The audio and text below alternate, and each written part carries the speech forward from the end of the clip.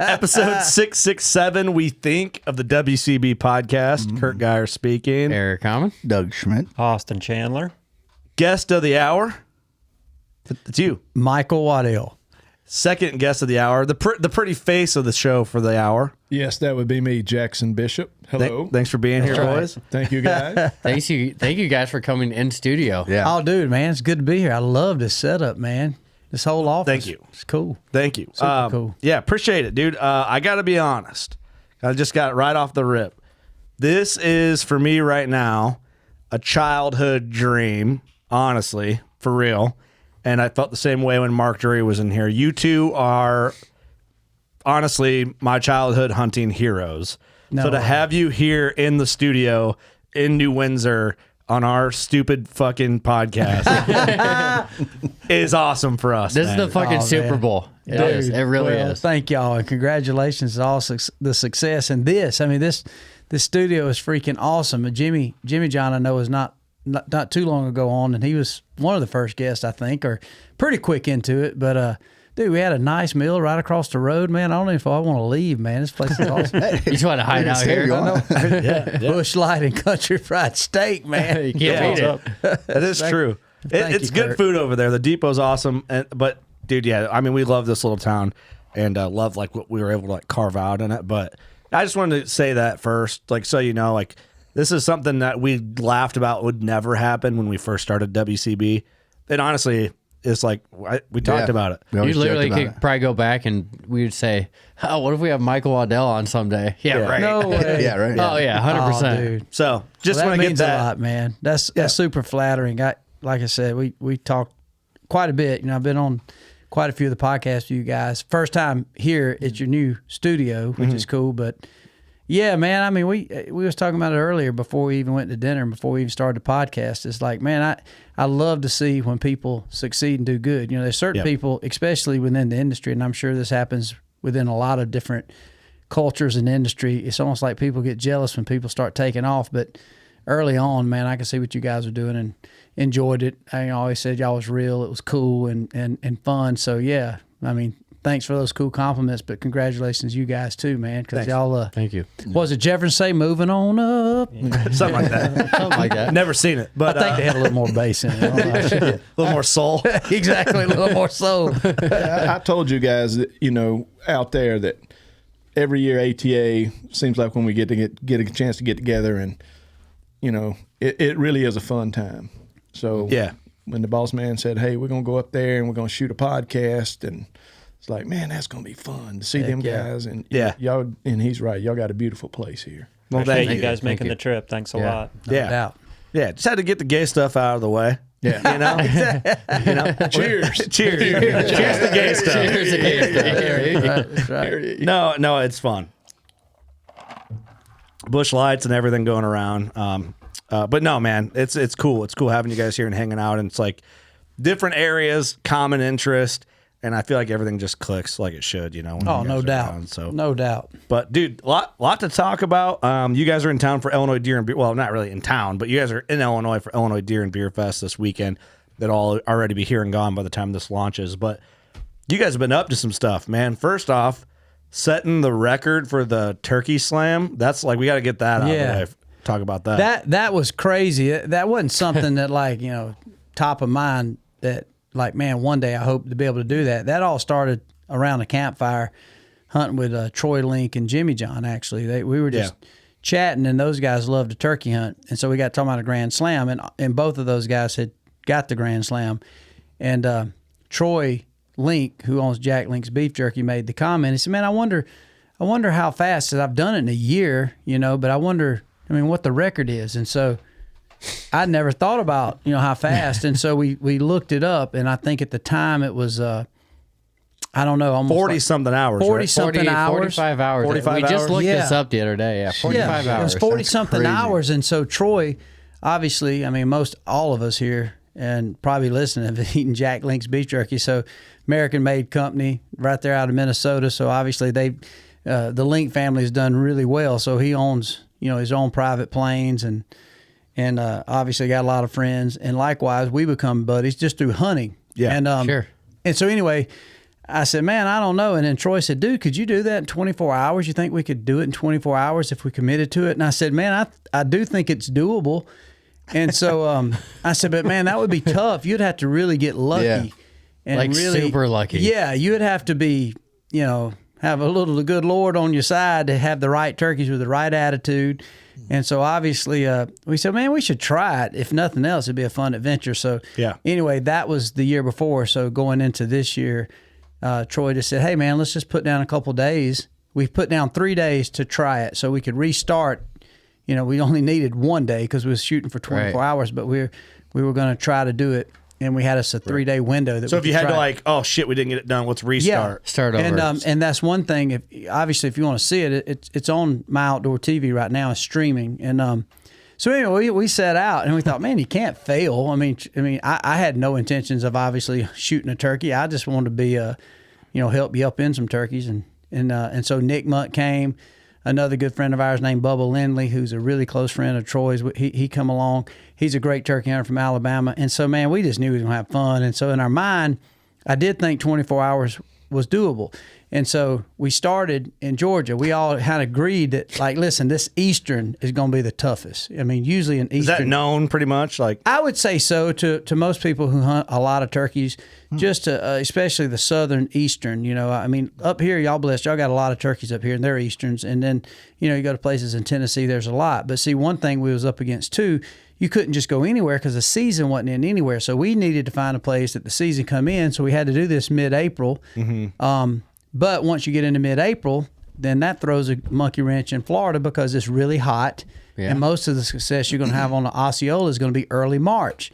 So a month in Florida, man, it goes from decent weather to it's 100-degree mosquitoes and, now miserable. Yeah, mosquitoes look like little chihuahuas flying around. So, so it turns, even if you got a good Osceola spot, when you start getting into late April, if you got a good spot, you still got a good chance, but the elements can be tough. You never know if you're going to have thunderstorms or whatever. So anyway, and then you're chasing potential weather across the country. But in my mind, I thought if we can get the Osceola and the Eastern out of the way and get to a Rio Grande and a Marion, we got it. Yeah. And so we decided to start and let the clock start when we shot the first Eastern. That's when it starts. You shoot the first bird, then the clock starts. That's the clock starts, basically. So not when you start hunting. It's like boom, and that's when the clock starts.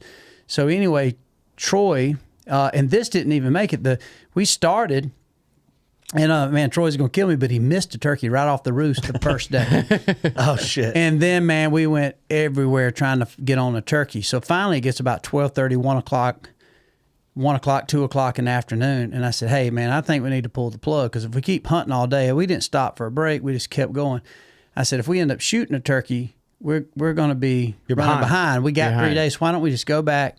Hang out, get a nice meal, grab a couple cold beers, and just relax, chill, sweet tea, whatever everybody wants to do, and let's relax and catch up, and let's lick our wounds and start back over. And Troy was sick. It was a long shot anyway. I mean, so anyway, we start back over. We roost some turkeys that night, get back up at daylight. The next day, we kill a turkey. So we're on cloud 9, take off, and then game on. Yeah, go to Florida. Is it like? How, did you get to the jet? Get to the car? Oh yeah, got to go to a jet. Dude, it felt like Team SEAL 6 on a poaching mission. I mean, that's what it felt like. We was poaching, and we had these planes and stuff. And so it felt like it. It was like, this is cool, man. And I had a couple of contacts. Cool. Nick Munt had a really good place in Colorado. I had a really good place in Oklahoma for the Rio.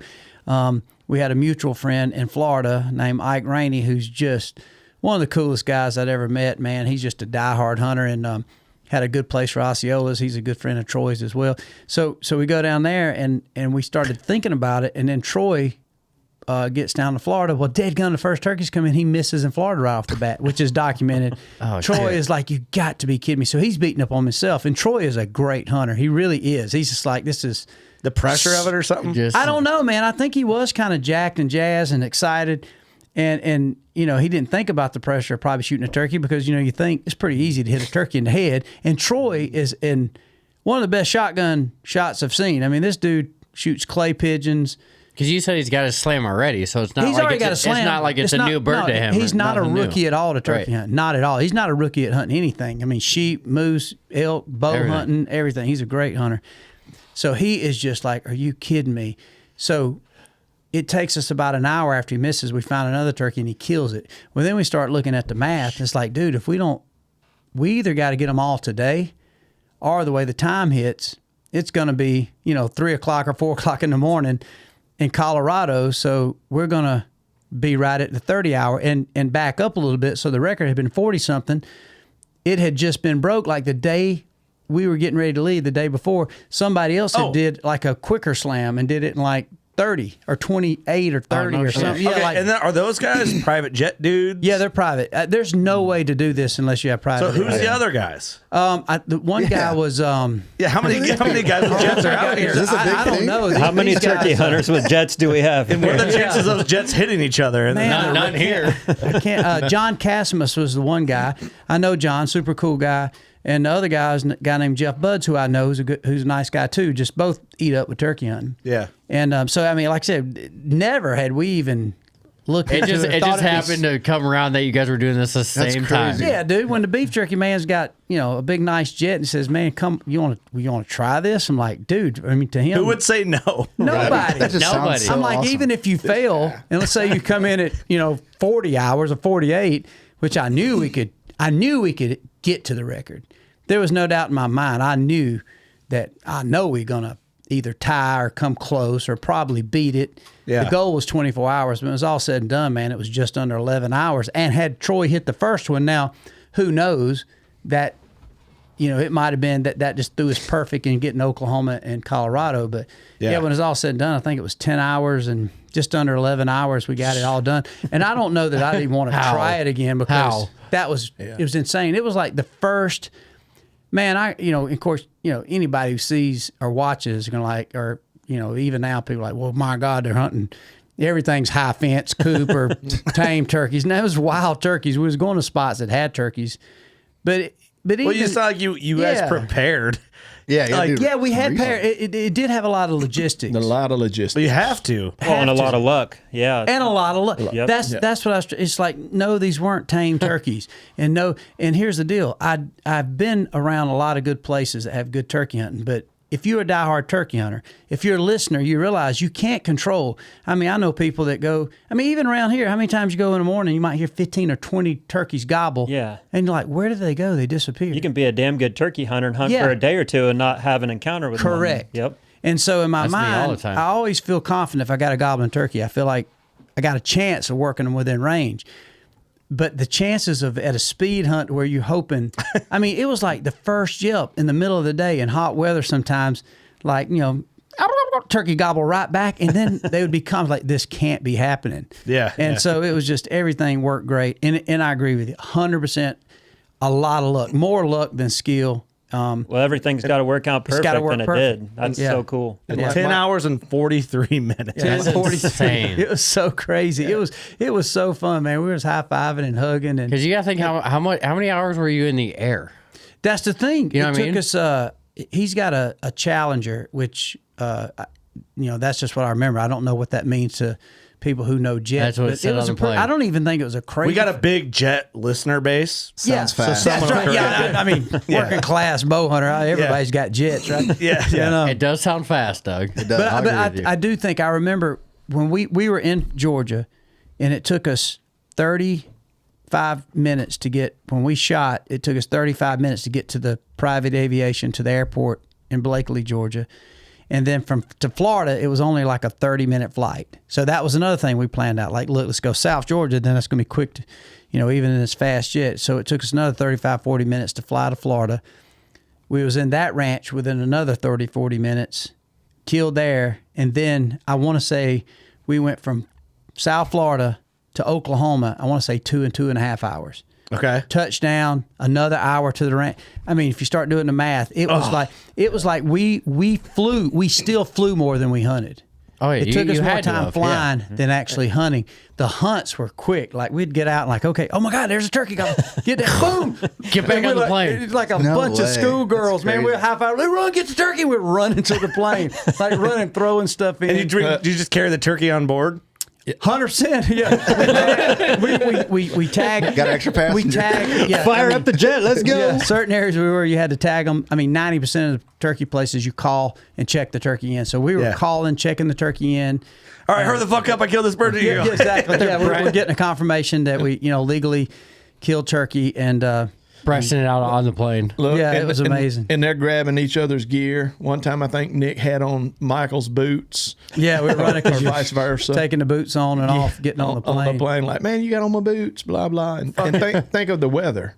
Like Michael, he came back. And he was telling us about it. Like, think of what are the chances of getting great weather. Yep.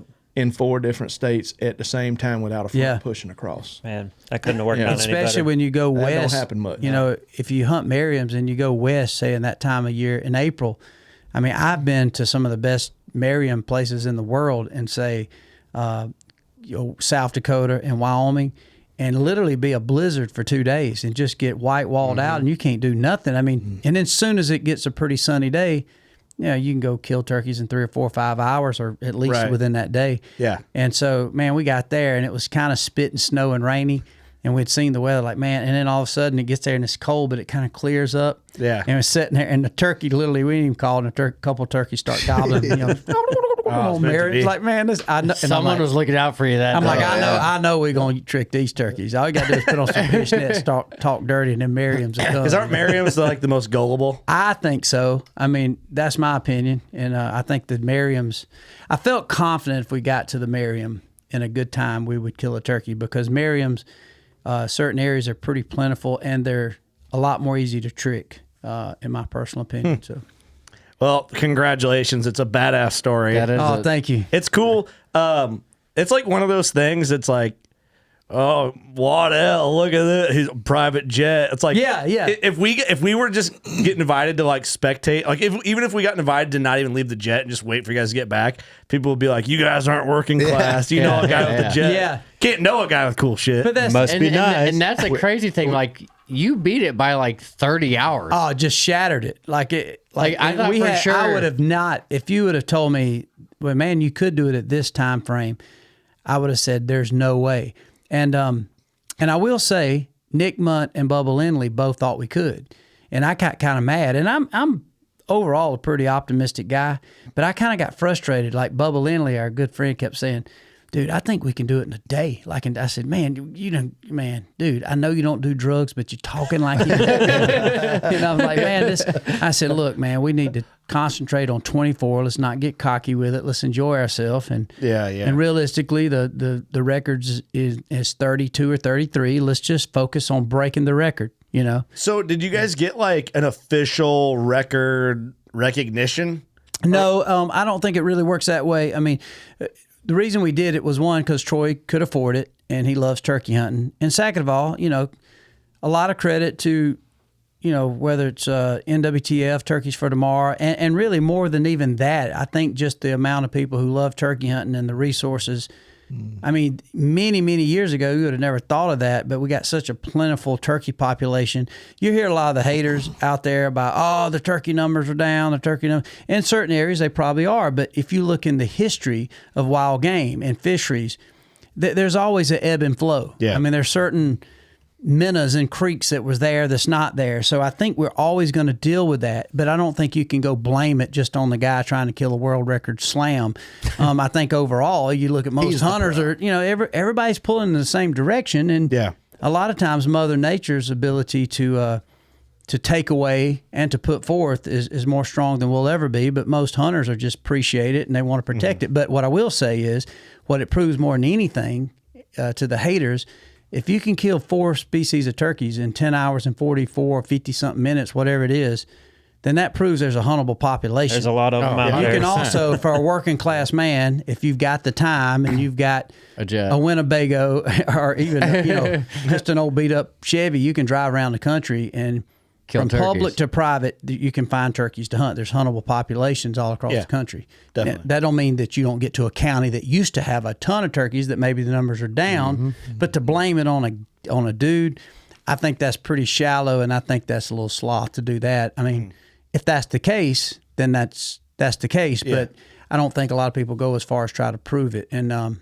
for us, we were just blown away that we could be able to do it. And I was just glad to be part of it. And like I said, when it comes to working class and common, I mean, I'm as simple a regular guy as you have. I've been really blessed. I got some people that truly live an American dream. I've run into a lot of different personalities and people that have generated a lot of income through their businesses. And but I'm like, I mean, you're right. Just why would I not, a friend who has a jet who says, will you come help me turkey call and let's celebrate? Anybody would be like, yeah. I'm just glad to be on a jet. Yep. That was fun. Well, I'm just happy to but be also here. too, Like whether you break the record or not, Absolutely. yeah, you're going. like you just want to be there to be part of it. This is an Eagle Scout fun trip right here. Well, here's the thing. Even if we fail, it was a success. Oh, for sure. And I think we've talked about this with you specifically. 'Cause I think last time we podcast, talked about killing target employees with rocks and all sorts of shit. Talking about politics and stuff. It got sideways. We were being funny, right? Like Right. we were being sinister for the humor. But it's like I've talked about this about Mark Drury and some people like, oh yeah, all this. It's like,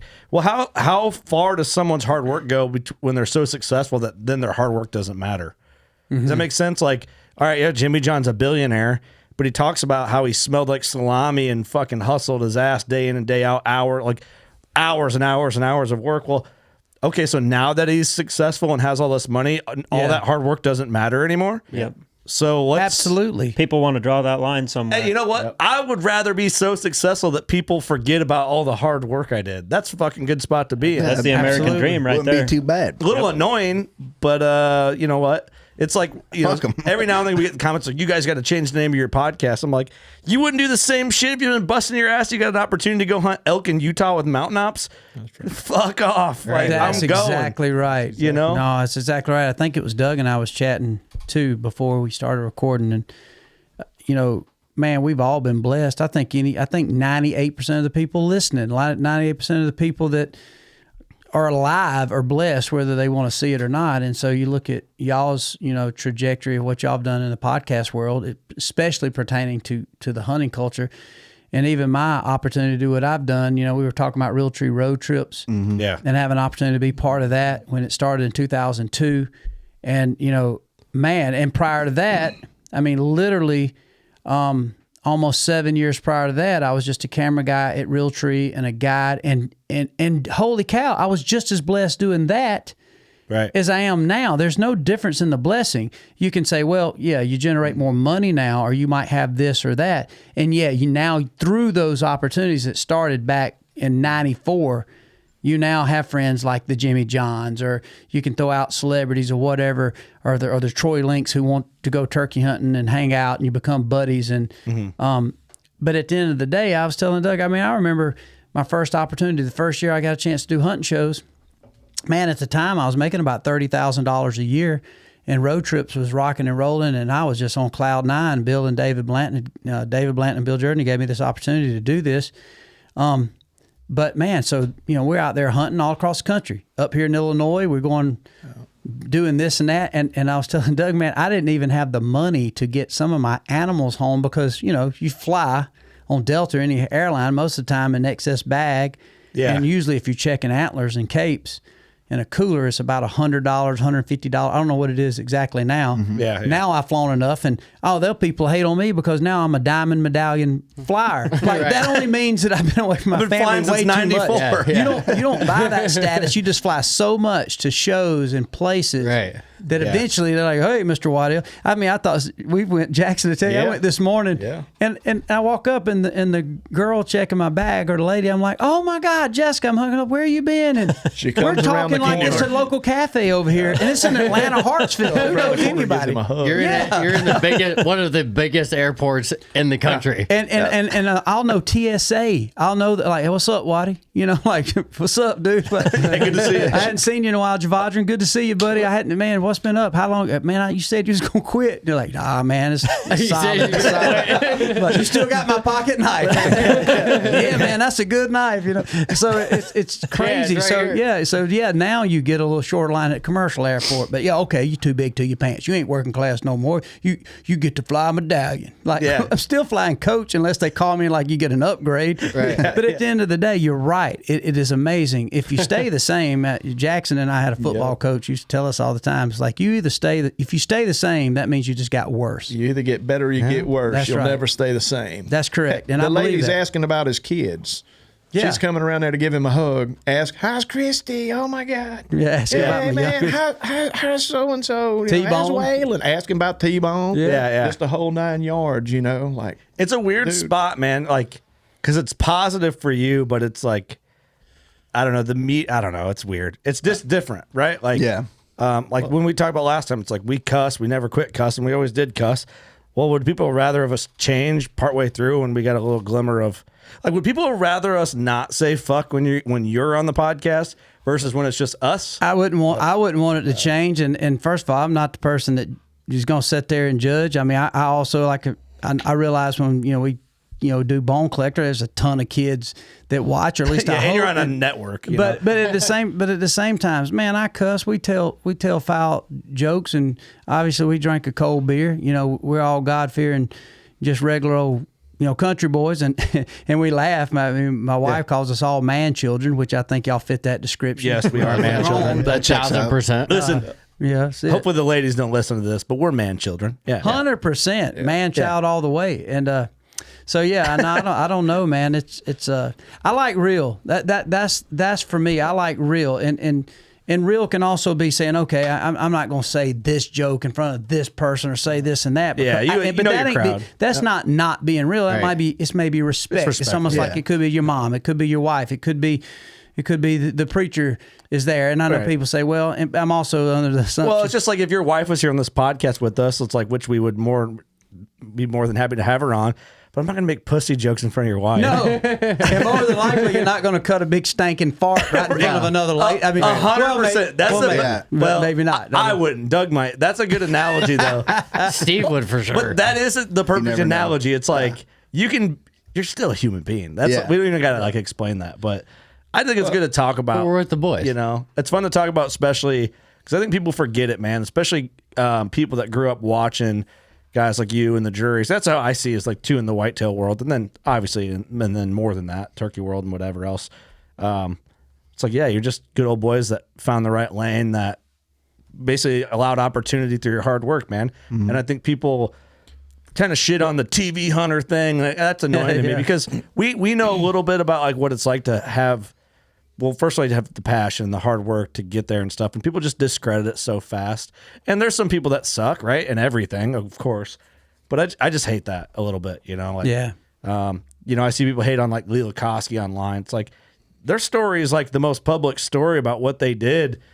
That dude took a chance. Oh, 100%. He basically bet the farm. I mean, they might not have had a farm, but you're right. They bet their whole everything life that they could make this work. If it hadn't worked, life wouldn't have been over. You just continue on and pick up the pieces, do something different. You figure it out. It's no different. I mean, I would, if you talk to Blake Shelton or Luke Bryan, I mean, they did the same when it comes to country music. Well, are you hating on them because they're on country FM radio or maybe on a show like American Idol or The Voice? I mean, it is what it is. And trajectories change. When you look at those television shows, which a lot of them are still around, Bone Collector being one of them, there wasn't any other opportunity. There weren't a podcast, out there. There, social media wasn't. So Jackie really Bushman's the first hunting podcast, technically. Yeah, right? Kind of. With the Jackie Bushman show. Yeah, kind of was. But it's kind of a sit down chat with the guest, and yeah, absolutely, yeah. I mean, and like I said, Jackie, I see a lot of people love Jackie, and a lot of people hate on Jackie, but without the Jackies, without the Bills, the Babe Winkelmans, there's a long list of people, the Mossy Oak Hunting the Countries, they would never be me.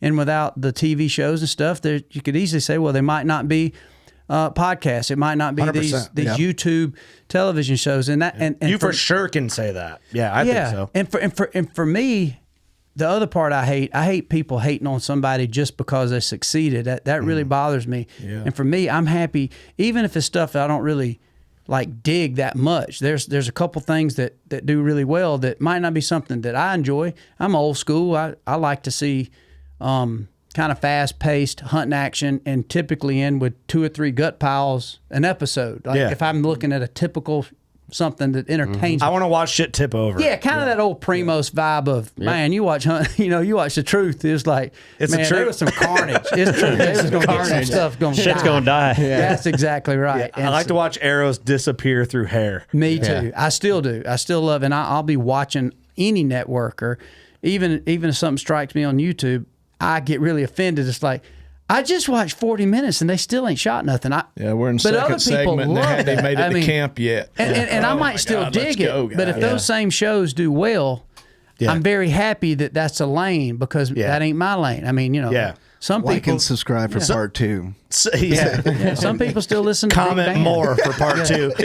Comment more, what do you subscribe. think? Smash the like button. We're gonna kill something. Exactly. See, there's might kill something. a lot of good stuff out Maybe. there, but I want to talk whitetails. But in this transition right now that I'm making, see what I'm doing?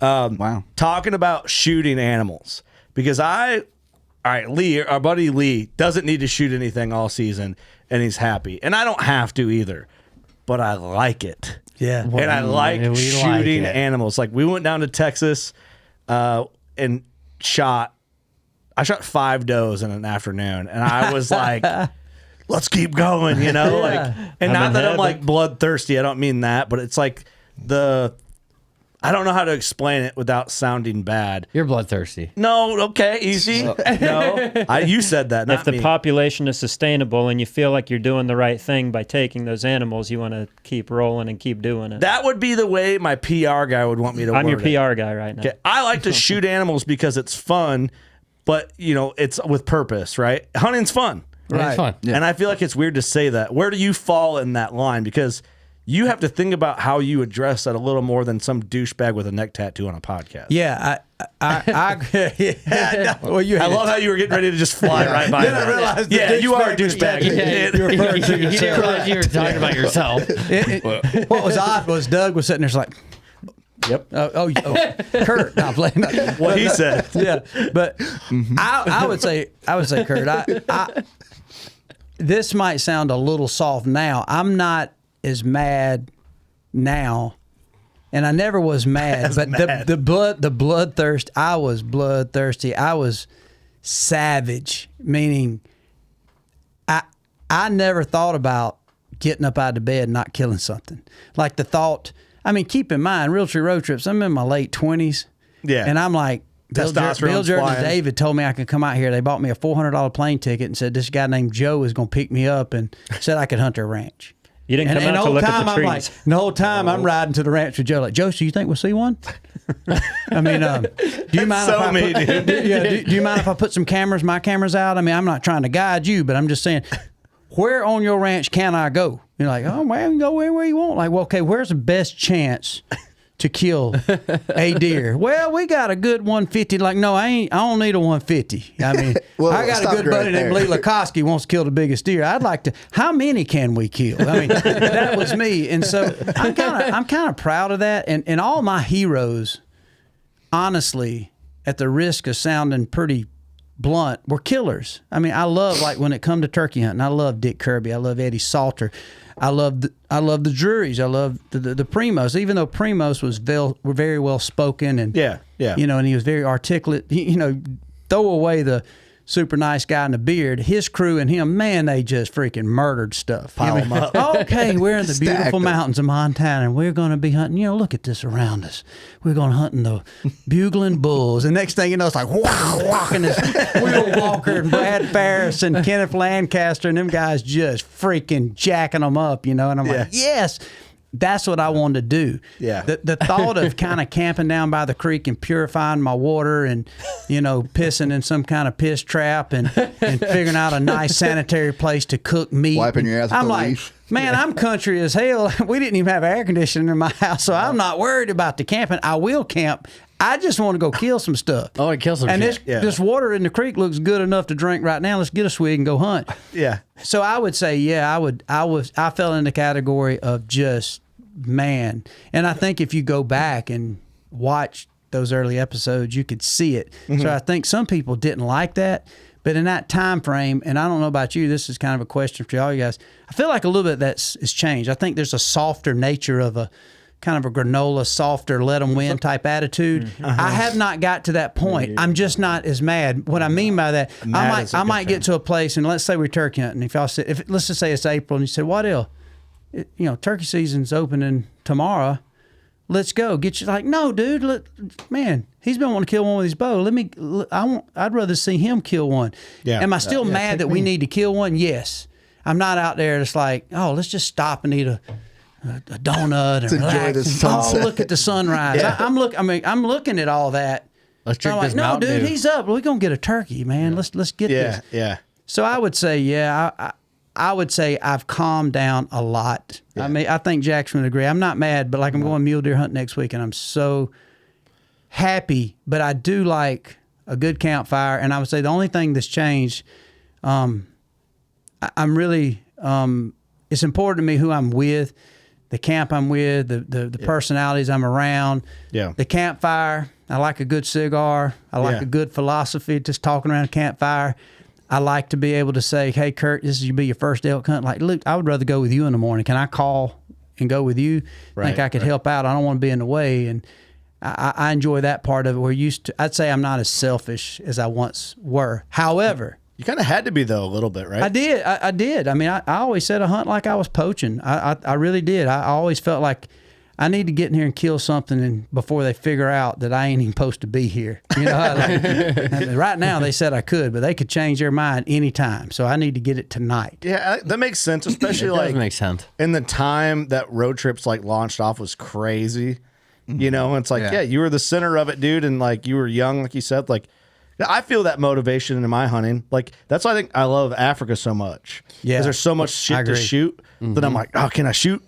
I'm like, oh, I sat with Doug one day out there. I'm like, dude, shoot this fucking thing right here. What is it? Yeah, what is it? Shoot it, dude. I don't know what that is. But I also do. I want to talk about this a little bit. I mean that with all due respect to the animal, because I do too. I do pride myself on ethics and respect for an animal, and I do feel like, without calling anybody out directly, there's a few people in the game that are in the hunting industry, if you will, that you can tell there's no remorse for the game, and it's all just about their ego and antlers, and that's 100%. And that is different from what we're talking about. Yeah, right. 100% different. Well, let me just back up a little bit on that, Kurt. Yeah.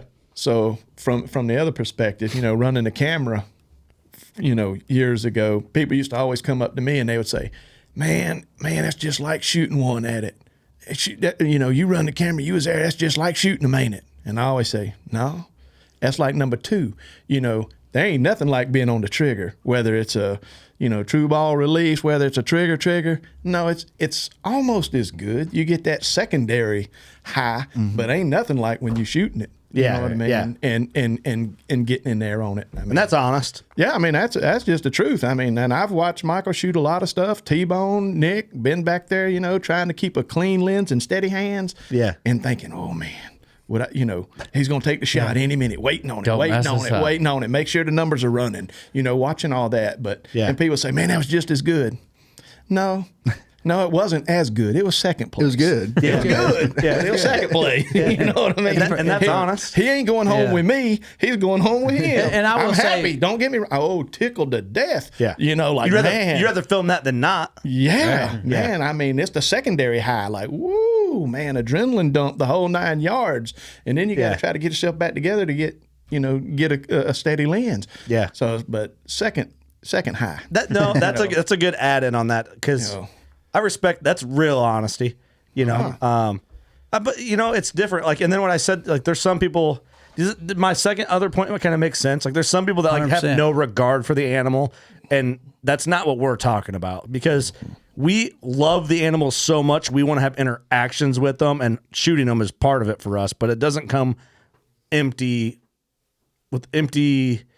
mental weight, I guess, if that also makes sense. I don't know how to word that. I'm dumb, so I don't know how to word that better than I think appreciative. I think appreciative of it. You're appreciative of it, right?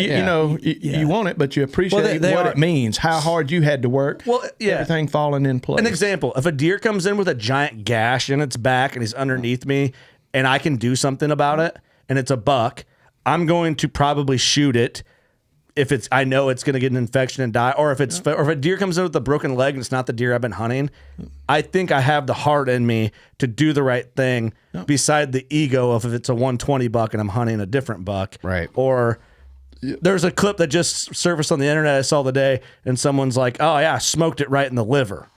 Well, you didn't really smoke it. You made a marginal shot, and your disregard for the ant, you're just happy you got an arrow in it, and then you didn't think about anything else after that. Right. So I don't know. It's weird. No, but you know what I'm saying? Kind of. I know, because there's a lot of different personalities, especially in the hunting space or hunting industry, and they do miss it. I'm around some of those guys. Some of them are my friends, honestly, and they're so blinded by just another big buck and what did he score that they look past it. Now, people can say, well, Waddell, you just a minute ago was talking about how much you and what could you kill and how many. That is true as well. But there was a different kind of vibe to it. I did respect it. I still love the culture of it. I still love the hunt. Appreciation I love the of the good arrow. process. It's kind of like I'm sure if you asked Chipper Jones, did he really want to hit a home run when he got up to bat? Absolutely. Absolutely. He didn't want to say, hey, struck out. Good game, man. He got What a me. game. Man, I love this weather. game of baseball. But also, Tom Brady wanted to throw touchdowns. So if I had a bow and my arrow in my hand, my idea was like, man, I hope maybe there'll be something I can shoot at, Yeah. Well, I think it comes with appreciation of the process and being optimistic, because who wants to go hunting if you're like, probably not going to shoot nothing? Yeah. I'm not gonna see you a got to deer be. I mean, today. why would you? That I mean, sucks. until I gotten older, and now I know I'm getting older because I enjoy getting up in the mornings. But in my 20s and 30s, I mean, dude, I could sleep. I didn't want to get up at 4 a.m. and walk 3 miles up a mountain or wade through snow in Saskatchewan to just say I did it. I mean, I was like, I could have stayed back at camp and really enjoyed the conversation. In some cases with the true natives that was living there. When I say, Indians that we're hunting on their place, or even some of these cool cats in Saskatchewan, I could have had a great camp. I didn't have to go out in 40 below zero. There was one reason I went out there. It was because, at the time I either was videoing somebody that wanted to shoot something, or I was hunting. And so, it wasn't that enjoyable to sit out there and freeze without the optimism of thinking that old dark horn Milo Hansen buck could walk out. There was an adrenaline rush of that opportunity. And so you wanted that opportunity. And so I don't know, but I do know people in the industry that get so caught up that they really think somehow it's going to vindicate them if they kill one more big one. And they think, I got it now, man. This dude, you ain't going to believe we just shot this dude. It's going to be a pending potential world record. It's going to be this. It's going to be that. And I'm now a lot more quick to say, like, man, nobody cares. Nobody cares. I care for you if I love you and respect you enough as a man, because I know it was your goal. Your personal deal. People are too selfish to worry that much about it. And so for me, I just always enjoyed the hunt. And I enjoyed a good arrow. More than anything, I loved a good arrow behind the shoulder on the deer. And you're right, it could be a doe. I was just as excited sometimes on some doe hunts as I was maybe shooting a buck. And that's not an exaggeration. And I know a lot of people, they can't even comprehend that. They can't even comprehend that. I'm a doe guy. I like to shoot some does. I enjoy it. I just enjoy a hunt, man. I just enjoy a good, fun hunt. I think with our crew, I don't know, maybe I can speak for all of us. I don't know. Correct me if I'm wrong, please. But I feel like it's all about our personal stuff, and then everything else is extra. Like, the competition between you two is a thing on the back of your own personal, like, goal. Like, I have a deer I want to kill. I go to kill that deer. That motivates me to do things I wouldn't do without the goal to shoot that deer. But I'll shoot deer that I think are cool that are lesser of a deer. Like, this bottom skull is just an old buck, and he's like mid 130s. God damn, I was fucking stoked to shoot that thing, and I lit up everybody in our group chat about it, And there's a lot of guys that'd be like, well, why did you shoot that? We do the same thing.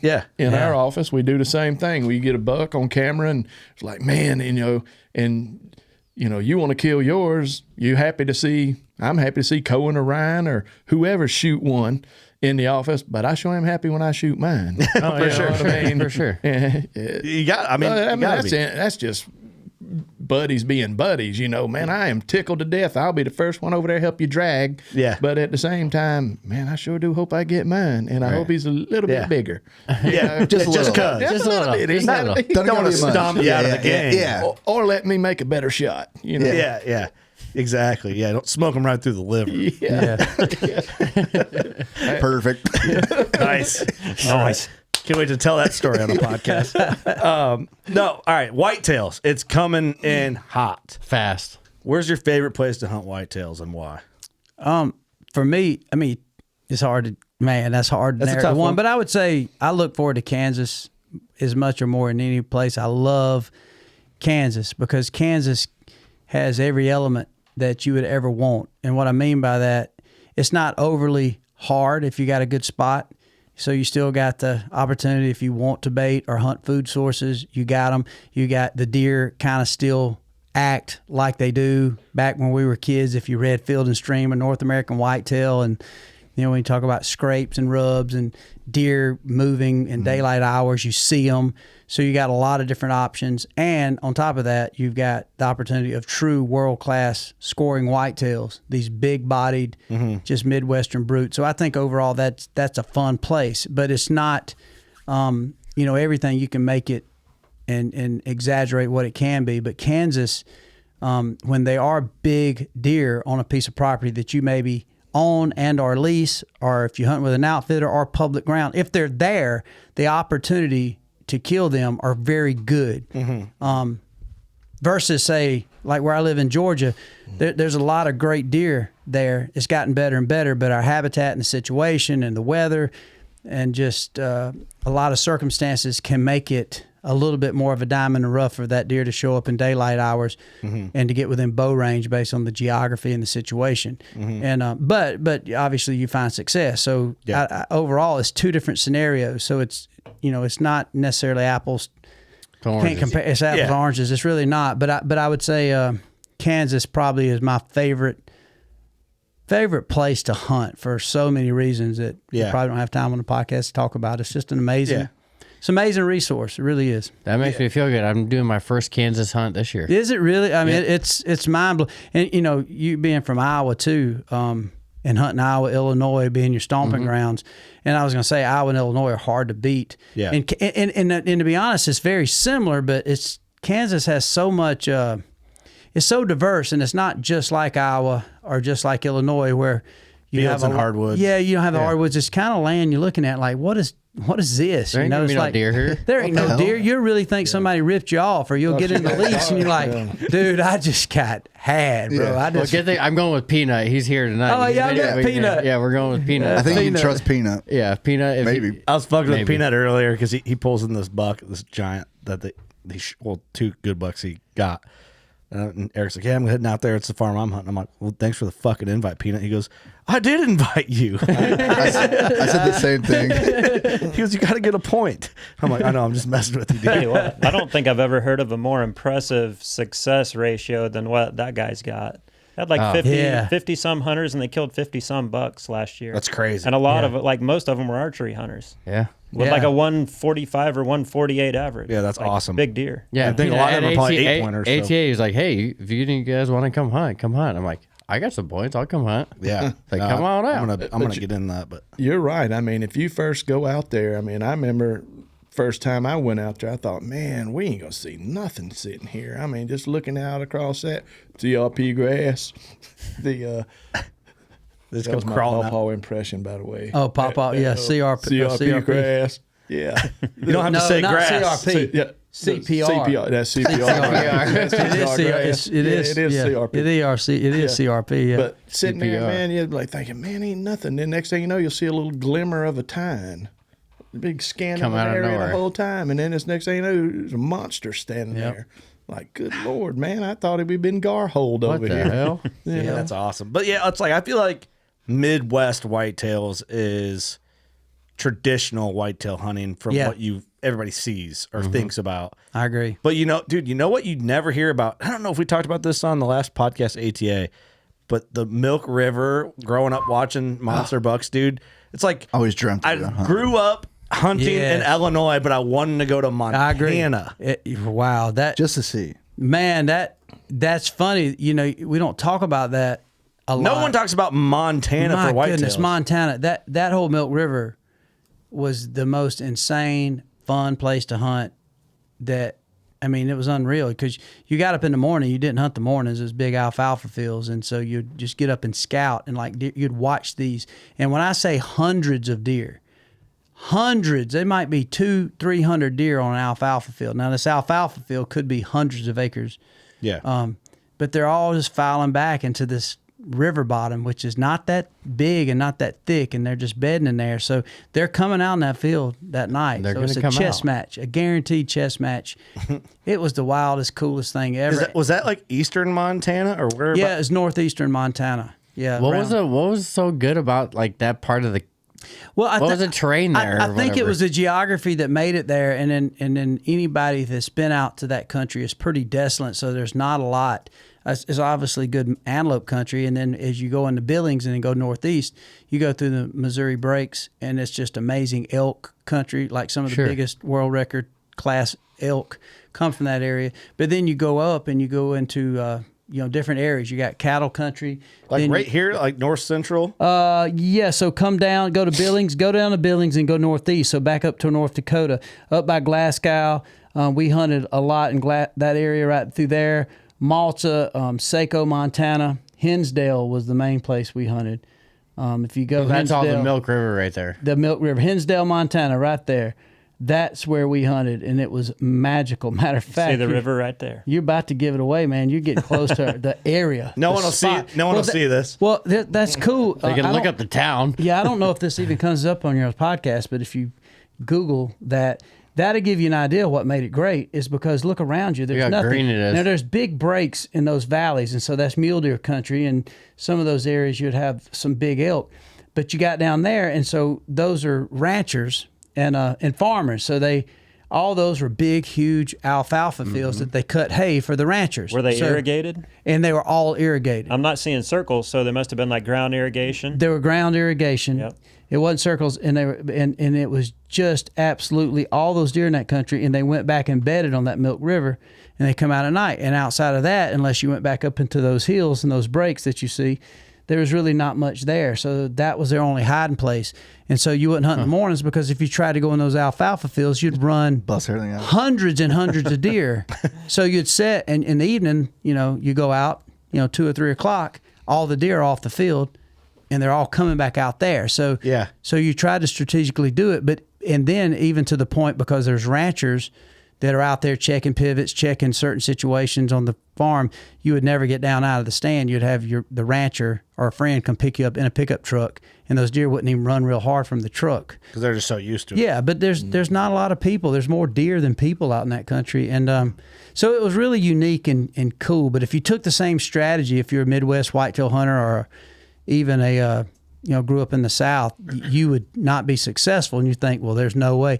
But you can literally go out there and pressure that the right way and start pounding it in the mornings and not hunting it with the right wind in the evenings, and next thing you know, you go from seeing 300-400 deer to be 15-20 deer. It's crazy, man. But it's the wildest, funnest place. I gotta. Okay, Yeah. so since we're talking about this, is this Milk River? This hunt? Do you remember This is Milk River, and this Okay, was this hunt right here, for some reason, this sticks out to me of watching this when I was young. This Yeah. hunt. Like why you wanted to go here? Yeah, whitetail deer hunting in Montana, Michael Waddell. Look at the graphics there. So, well, I'm sure this you video. see the alfalfa, and that's a dike. See how they had that dike around there? Yeah. That's a cool story too, because Bill Jordan was so mad I put a tree stand in that tree. It was tiny. I wasn't but about 8-10 foot off the ground here. Look at that bow. Old Jennings Machine Extreme. See, I don't know. This hunt's He's so running to you. And I would go out there. Bill would send myself and a couple of us, David Blanton, we'd go out there early. Look at that This hat. particular deer I saw, he's only 13 inches inside, but this deer was ended up being like a 161-inch deer, one of my favorite deer of all time, and just a stud, huge body deer. And I remember I would go out there and scout, and I'd hang the stands. Bill Jordan let me have a tag here, and I tried to get everybody to go hunt this deer. Nobody would hunt him. I said, Bill, can I go hunt him? He said, Why sure. didn't they want to hunt him? Because when you're looking at this deer a mile and a half away through a spotting scope, he didn't look big. Oh, okay. And see, Yeah. even here, you can start telling Look that at he's his big, body. but he was only 12, 13 inches inside spread. Don't drop the bomb on him. Was that the judo chop? That was the old judo time. I was so happy. Talking about that scent wafer. Remember that? You had them. Oh yeah. Oh yeah. 2413 aluminum shaft Hell right yeah. there. How old were you here?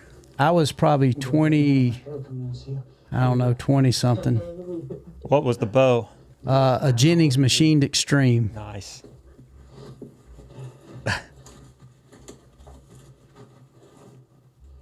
Yes, sir. It's funny, man. The old Realtree Look at that rangefinder. It's looking like a car battery. lawnmower You battery. don't even have any facial hair here. I don't even think I could grow a beard then. I still can't. That Realtree pattern right there reminds me of my childhood. Oh yeah, Like, 100%. I had the whole bed set, and I remember 100%. watching those Realtree commercials where it had like the yellow triangle, Yep. like That's right. sign, like the street sign. Hardwoods 2200. Remember that was the name of it. But you can Oh, see, yeah. but that was a cool damn. buck. Oh, man. yeah, hell yeah. Stud. That was the biggest deer I'd ever shot at the time. Oh, I it think was? that's everyone our age's childhood. Yeah. But this might have That been pattern. between the Realtree Hardwoods HD. That might have been the pattern before, huh? I was so pumped. I still got that Team Realtree hat. Not that exact, well, not the one you had, Yeah. but I got the hat still. The Realtree hat. unreal. I wanted to bring that up. So we were watching the video. T-Bone and his buddy were doing that like shoot off, and T-Bone had that old Yeah. Sadie 2.0 with the shock Yeah. absorber in it. And his buddy had what it looked like a new version of the Team Realtree hat. Yeah, I think Tyler Jordan came back out with that. Dude, that was I wanted one so bad when I was a kid, and my mom paraded me to Walmart to Walmart to Walmart. We found one at Kmart in Moline, No Illinois. way. And I Kmart. got it. And it was like not the same hat you guys wore. It was like a shitty Kmart version of the hat. But it was close. But it wasn't Close enough. but it wasn't good enough. And then I finally ended up getting a different Team Realtree hat that had the swirl, Yeah, just a little different. a little newer, but it wasn't the same OG Team Realtree hat that I wanted so Those bad. real OG ones were kind of had a suede bill on them. Yeah. Oh, bro, man, you just Like felt like you corduroy could pick going up, on? you could pick up chicks with that sucker. You know? Hey, Yeah, it had, But that was like I'm on the the team. Look team. at my hat. That's what I wanted. I wanted to say that, and I wanted to like. yeah, team. I wanted to be on the team because that was right. like my sports team. In the day, I didn't. Well, oh, look at this shit. First of all, let's bring this up since I'm. Look at that. Dude, what the hell? Who's that good looking Dude. guy? Dude, you're not gay. Somebody told me you were, and look at that beautiful woman. The posture's a little Who gay. said I was gay? I'm not even gonna say. Oh my god. No,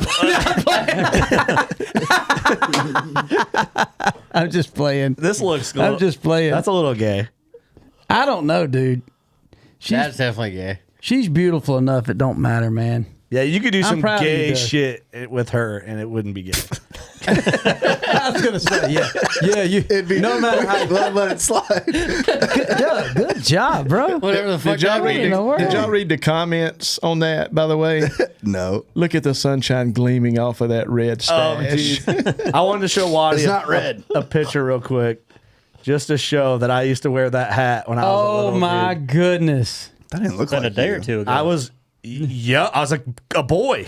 That's Just this a bug, little, ain't little it? boy. That almost looks Milk Where is it? Riverish Over a there? little bit. Yeah, that's Fulton County, Illinois. Just a boy. Illinois. That is so. I was a cool, little man. tiger. That had to have been That's the Real Tree Road Trips hat. the one you just signed. No way, man. Yeah. So that's how long I've been rocking that. 2005? When that 2004 or 5 probably. 3, I think.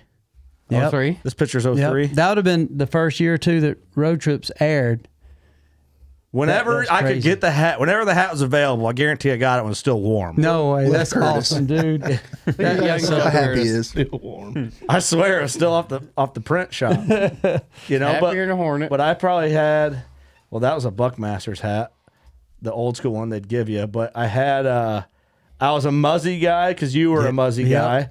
I saw that old Muzzy Moment sticker out So there's there. my yeah. Muzzy hat when I was 17. All right, so was it 4-blade 90s or 3-blade 100s? 3. I was 3-blade 100s, yeah. This is the Team Realtree hat I had, the one with the swirl. Yep. I know what you mean. But what you wanted though was the font. I wanted the real one. They did just relaunch that particular hat. It's Okay. just got the old kind of almost gaudy looking, just big letters. Old school. Old school, yeah. Yeah, so that's just where I'm at. I just wanted to show you that. Dude, that's awesome, Isn't man. it funny? Well, and I was that dude too, man. Like in those time frames, I mean, I couldn't believe I was in camp with these guys, man. There was so many characters. Like I remember going to camp Larry Weissoon, again, Will Primos. Yeah. There was a year or two he wore Advantage, and he was in camp. Greg Miller's, Bill Winky. They were heroes of mine. And Jim Zumbo used to come to camp with us a lot of times, legendary outdoor riders. Yeah. Judd Cooney, which, some people might remember that name. Man, just so many people. Harold Knight. I mean, there were so many legendary people to sit around and chat with. I'm good right now, thank you. And it was just, I don't know, man. I was like a kid. I was a kid. Yeah. And like I said, it's been, but again, that's the thing when sometimes the haters get on there and start bashing, just like y'all get some comments now. And first of all, I'm looking, man, y'all have killed some giant whitetails, man. Like, I mean, stuff that people be very jealous of when you see. Yeah. But overall, man, it just really bothers you. Like, people don't want to admit a trajectory of hard work and just being around and not necessarily seeing and 100% knowing what the road was going to end to. I would have never guessed I'd be where I'm at. I just knew it was a pretty amazing opportunity to be in camp, to be in the Milk River, Montana, being a guy that grew up in Georgia. I knew it was amazing to get a chance to see the Encinitas Ranch. Yeah. I knew it was amazing. The first year I got a chance to go to Iowa, a lot of people didn't know we was on some public ground over there. We had private, but we rode by this field, this big CRP field, and like, oh my God, Greg Miller's like, look at that buck. And it was like, so we went back and looked, it was before you had phones, you could pull it up. Come to find out, it was public ground. And I remember it was the exact opposite of it is today. It's like, dude, I got to let everybody know this was public ground. I mean, it was almost like we found a diamond rough, like, we can't tell nobody. Yeah, don't say shit. Yeah. So let's just say this is on a high fence sanctuary and you can't come. In Kansas. Yeah, that's better. It's almost like it was the smartest thing to keep public ground quiet. Right. A deer on public, especially in Iowa, is no more spooked than the deer on the private. It's just one maybe don't get quite farmed as much. In some cases it does. It's the same situation. Well, I'd argue that a 40-acre piece in Iowa gets hammered harder than some public in Iowa. I do agree with that. I think Kansas can be. I think there's a lot of cases that way. Yeah. And look, I am not, because Lord, when you start talking about the public versus It's private, a dumb conversation. it is the dumbest conversation I've ever The dumbest. heard. It's the dumbest. And most people that hunt public religiously is only because they don't have private, but it doesn't mean it's any worse or any better. Yeah. It just means that that's what you got to hunt. Exactly. And you know what? The reason I know that is because I lived it. If you don't have good turkey places, and you don't have places that you can go and people say, yeah, you're welcome. Gate code's this, and go on in. I'll on back to the South Creek back there on White Oak. Yeah. If you don't have that, you're like, wait a minute, I ain't got nowhere to hunt. Well, hey, there is a WMA over here I can hunt, and you hunt it. And if you're pretty good, you find success. Do you have aggravation? Do you run into situations? Do you run into some turkeys that's hard-headed? Yes, so do you do on Mr. private. Jones's land on private. It is what it is. So there's Still pros hunting. and cons of both. But Definitely. But anyway, like I said, I didn't even mean to open But up. talking about that, like when you were a kid and you're hunting with all these guys, same way like I just showed you, like I've been dreaming about doing something hunting and dedicated my lifetime since I was a kid. Like you had the success trajectory, what you're getting to, I think, would not have been the same if you would have been 25 and been like, I'm going to get into hunting. Oh, looks like podcasts are popular. I'm going to start a podcast now, even though I hadn't fucking hunted really at all. It'd be way different than Waddy at 10 years old being passionate versus, Doug's got big deer he killed when he was young with his family. Like, you have that passion early that led you into opportunity. Same thing with you, Austin and Eric. It's like we all hunted young and we're passionate about it, and then figured out lanes where we could make it work for us along the way. It'd be different if we were all 31 and been like, fuck, I got nothing else to do but drink beer. I'm going to try bow hunting. And then all of a sudden podcasts are popular and equipment's cheap. Next thing you know, I'm another douchebag podcast host with a mustache. No offense, Doug.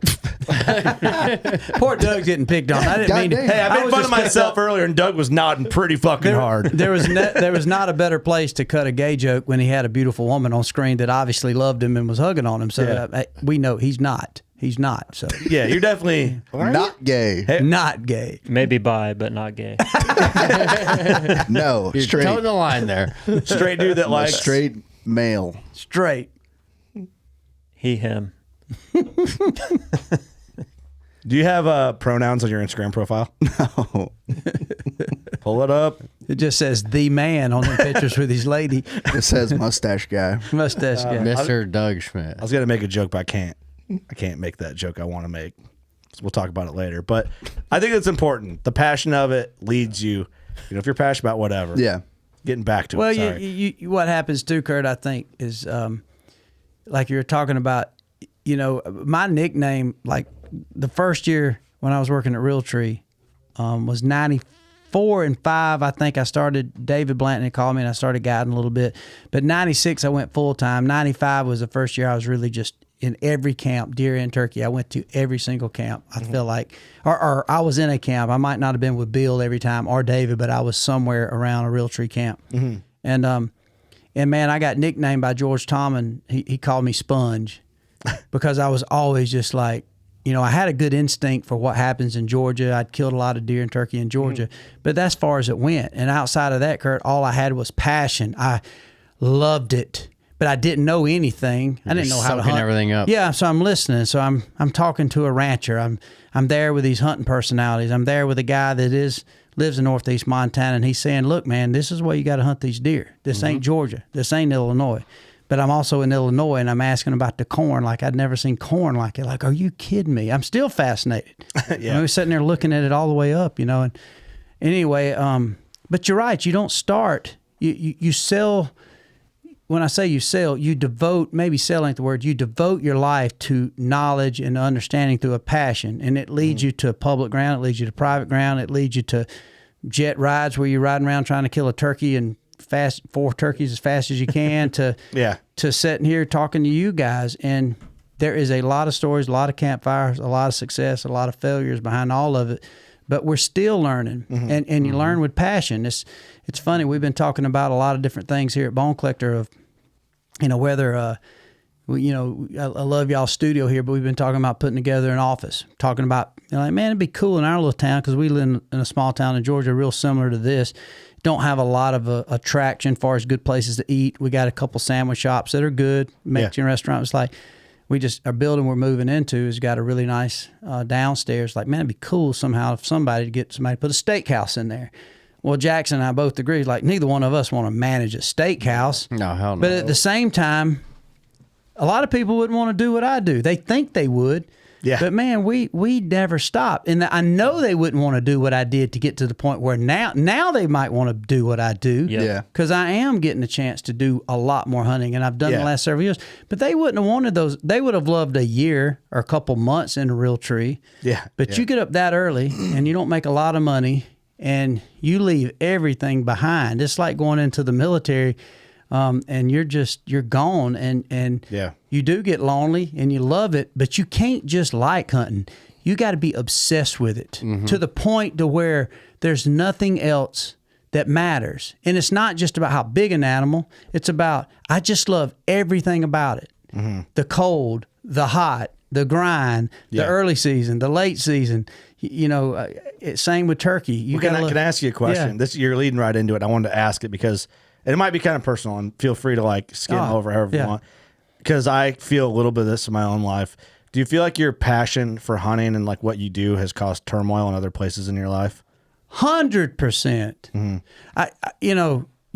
Because I don't think you can be that passionate and that dedicated to something and not suck at other things. You know, I think the story was, I don't think Maybe turmoil is not the right term. Well, I think the best way to put it would be, it does. I mean, I guarantee you, if you go talk to, say, Michael Jordan, and please, I'm not considering myself like a Michael Jordan, but obviously he was dedicated to basketball. In my opinion, the greatest basketball player ever lived. Yeah. I bet you why he got the greatest basketball of all time, or the GOAT in basketball, he probably didn't win Father of the Year or Husband of the Year.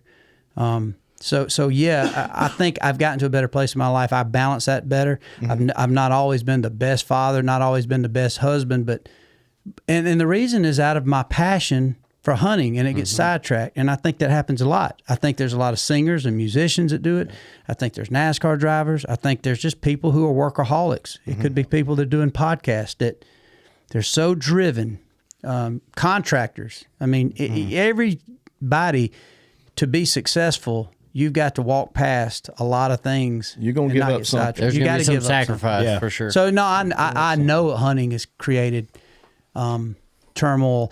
The good thing, one thing I am proud of about what hunting has never caused in my life. I've never been jealous or hoarded up a deer or been mad or gotten a cuss fight because somebody killed a deer because it was 3 and you should have waited till he's 5 and you little asshole, god dang, killed Fred and Fred would have been freaking so and he'd have been a 180, and guess what? You still wouldn't have damn had your wife love you no more if you'd have killed a 180. You'd have still been the same asshole in the same town in the same lonely, dusty trophy room that nobody wants to be around. They probably would like your deer, but they don't like you because you're an asshole, because that's all you're worried about is a deer, and you think somehow this deer and the score of this deer is going to change your trajectory in life.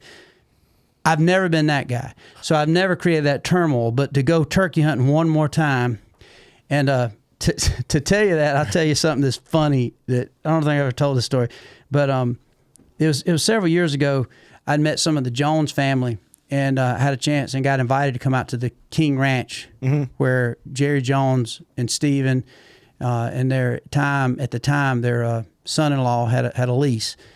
And I run into these guys, and they's like, we're with the Cowboys. We'd love for you to come hunt. I'm like, oh my God, yeah, King Ranch is amazing.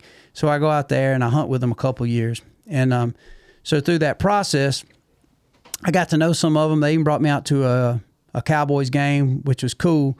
And amazing. Got a chance to see some pretty cool people and meet some athletes. Back in the day that was in that suite up there. So I take my wife with me, and we go, and they pick us up on the Cowboys bus there in Dallas. And man, we go to the game, and it was amazing. And everybody was so cool. The Jones family, the parts of the Jones family we met were amazing, fun, cool, down to earth people. And so anyway, with that said, it's like another year or two later. Or maybe it was that next spring, I had my phone, it was later in May, but I had gotten a text from somebody in the family and said, hey, we're going to have some country music awards. You remember they had it in Arlington? They had it at the Dallas Cowboys Stadium. They had the country music awards. I don't know if it was a CMA, not CMAs, maybe it was Academy of Country Music. Well, they had it at a time frame that was kind of around turkey season. And so I had this text from the Jones family, and it was like sometime in April. But anyway, it was a cool deal, but something that my wife would have liked to go to. Yeah. And so immediately, without hesitation, just selfishly, even though this is a cool, said, man, we'll red carpet you. You can come out here with the stars. We'll come out here and come to this event. Waddell. Well. Yeah. So anybody in their right mind is going to love it. Hell yeah. Well, I just looked at it and like, man, that's the second week or first week in April. It's turkey season. So without even hesitation, no different. When y'all text, hey, why do we come to studio? Like, yeah, hell yeah, I'll do it. Let's do it. Yeah. I just text back and said, man, thanks so much for the invite. It means the world to me. Something I said, but unfortunately, I'm already committed those days. I can't make it. Thank you for the invite. I set the phone down. Well, it was like after the event had passed, somehow or another, that same gentleman had texted me, and we're chatting, and the phone sitting there. And just like any wife, they act like they don't ever snoop on her phone. She just kind of looked down at my phone, and she's like, did I read this? We were invited. I'm like, yeah, I didn't think about it. She said, you never even told me that. Yeah. She said, it says me. They met me too. They invited me and you to come to this event. She said, you know how much I love country music. And I said, yeah, but... And all of a sudden, this is when I knew I sounded like a dick. That was like, shit moment. But it's turkeys. And here I am, done turned gray in the beard. How many turkeys have I killed and been around? And all it would have been was one night. I could have just called and booked us a plane ticket, flew to Dallas, probably got an Uber, and it would have been a hell of a date night for me and my wife to been right in there. I mean, a lot of my buddies I hunt with are singers and artists. But in my mind, I'm thinking, well, hell, it's turkey season. I didn't even talking about turmoil. You're talking about a complete prick. didn't even think twice. But it wasn't malicious. No, it was it out of wasn't malicious. passion. You it could was have just missed out out of- on a triple bearded bird. I'm going to side with you on this. Yeah, exactly. But you know what? That's so. But it hit me. I'm like, that was rude. Yeah. I can't believe I mean, but It that's is the rude, but it's passion. almost like we're man children again. Yeah. Going back to it's like you didn't think of it that way that you're going to take the opportunity. Yes, it would have been considerate of you to think about it, but it's like I would have done the same fucking thing. If we're just 100%. just being real, if you're a hardcore bow hunter, you're going to sacrifice time with your family, time with your kids, time with your wife. If you're a dedicated hardcore whitetail hunter, you're not, it's like you said, you're going to choose between one or the other. And it's kind of a selfish sport. I mean, I know personally for me, If you want to be successful, Yeah. I agree. It's kind of like one of my favorite songs, that George Strait, "Don't Worry, Baby, If I Hurry, I Can Still Make Cheyenne." That is, I think, a lot of our attitude toward hunting. It doesn't mean it's right, but that's the passion. And I think that's the only time I really don't ever pay attention to haters. It's like, man, I've dedicated my whole life. It has created enough turmoil that when somebody falsely accuses me and or some of my friends I know of these things that don't exist, like, you don't know me. You don't even know Yeah. what dedication and passion that I even tried to dial back. Is similar to being a drug addict. I'm not bragging about it, but that's what it was. You're so focused on it. I would think the same. Like, I think Tom Brady probably had that with football, and I think he misses. You can tell he's almost like broken down, like he misses it, like Trying to just come that back. gladiator vibe. And For sure. he probably wants to not have it at this point in his life. Yeah. And so I would say I've definitely learned how to be better about it and less selfish about it. Like this year, and Jackson, to my witness, this is the first year in my life, I'm talking about even since high school, that I went to spring break with my family to go to the beach. Why? Who, once again, the last week in March or the first week in April, who in their right mind would go to Panama City Beach or the Gulf of Mexico and lay out on the beach and drink margaritas and cold beer They ain't got no and be with turkeys their there. family? Yeah. It's I heard a turkey gobble. season. Yeah. And I told my wife, Waylon was out of school, and my kids, I was like, hey, I was like, hey guys, I think I'm gonna come join y'all. Not the whole week, but I'm gonna come down for 2 or 3 days. And join you. And it was almost like Got to compromise. They were it was like, almost like what? Yeah. it was almost like they almost did call me gay. Like, are you gay? You fucking And what gay? happened? You going queer on us there? Yeah, it's like Dad? you done went gay on us, Waddell. You're not turkey hunting. I'm like, Your kids no, say I that? think it'd What be are you, gay? good. Yeah, it's like, Dad, my 7-year-old like, Dad, you're not gay, are you? Your wife's like, what's wrong? In the Oh, office. Dad's gay. And and I went and had a blast. I actually had a blast. And I said, Yeah. you know what? I didn't turn on my phone because I know people like Philip Culpepper, they're just mashing turkeys. And who they going to send it to? Yeah. Me. And Your ass. I just left my You phone gotta in the shut room. your phone off. And I went down there and set up tents, and we had the best time right there around Easter. And In the office, we were all like, oh, What's man, happening? What's he doing, man?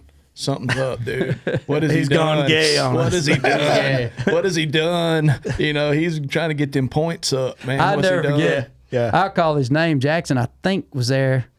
Maybe it was, maybe it wasn't. But I remember Matt Duff, who was on Major League Bow Hunters. He's a pretty decent buddy of mine, and he loves to bow hunt. And one day we were talking, and I was so mad. At the time, we was working with Scentlock, and we was doing these campaigns around their clothes. Well, they scheduled it in April, and I had to fly to Michigan. Man, I had my lip poked out and was acting like a freaking prima. I was so pissed off. And we get up there, and they got all these, chippers coming in. He was, wearing. They got Matt Duff's there, and I forgot. And they had Brackett. Chris Brackett was there. He was coming Thank in. God. They had us back to back to back to back. And Yeah. so they had a bone collector, me, Nick, and T-Bone. And the whole time I'm like, man, some best freaking. And so I asked the Kiefer brothers, shot it, and I said, man, it's turkey season here, ain't it? And they said, yeah, our tags are draw. I said, I know our tag. I can't get a tag, but has anybody got a tag? Can we go turkey hunting in the morning? and Kiefer said, I forget which one of the Kiefer said, dude, I got a tag. You want to go? And he said, man, we weren't going to even get started till about 9. I said, we got plenty of time to go turkey. I said, yeah, I want to go. Let's go. So I went out and I had some calls and we went and killed a turkey. But anyway, later that day, Matt Duff and them come in and we were talking about turkey hunting. And he makes the comment. He says, dude, I love turkey hunting, man. He said, man, me and my dad used to go all the time in Mississippi. And he's telling me these stories about turkey hunting. And He said, man, we'd go. He said, man, I just loved it, dude. It's my favorite thing I did. He said, I don't do it much anymore. So I just ain't got time for it anymore. And just prior to that, he had told me how they'd went snowboarding and he'd been playing golf. Like, man, we went snowboarding last week, dude. It was freaking killer, man, up in Aspen. It was, or wherever we went.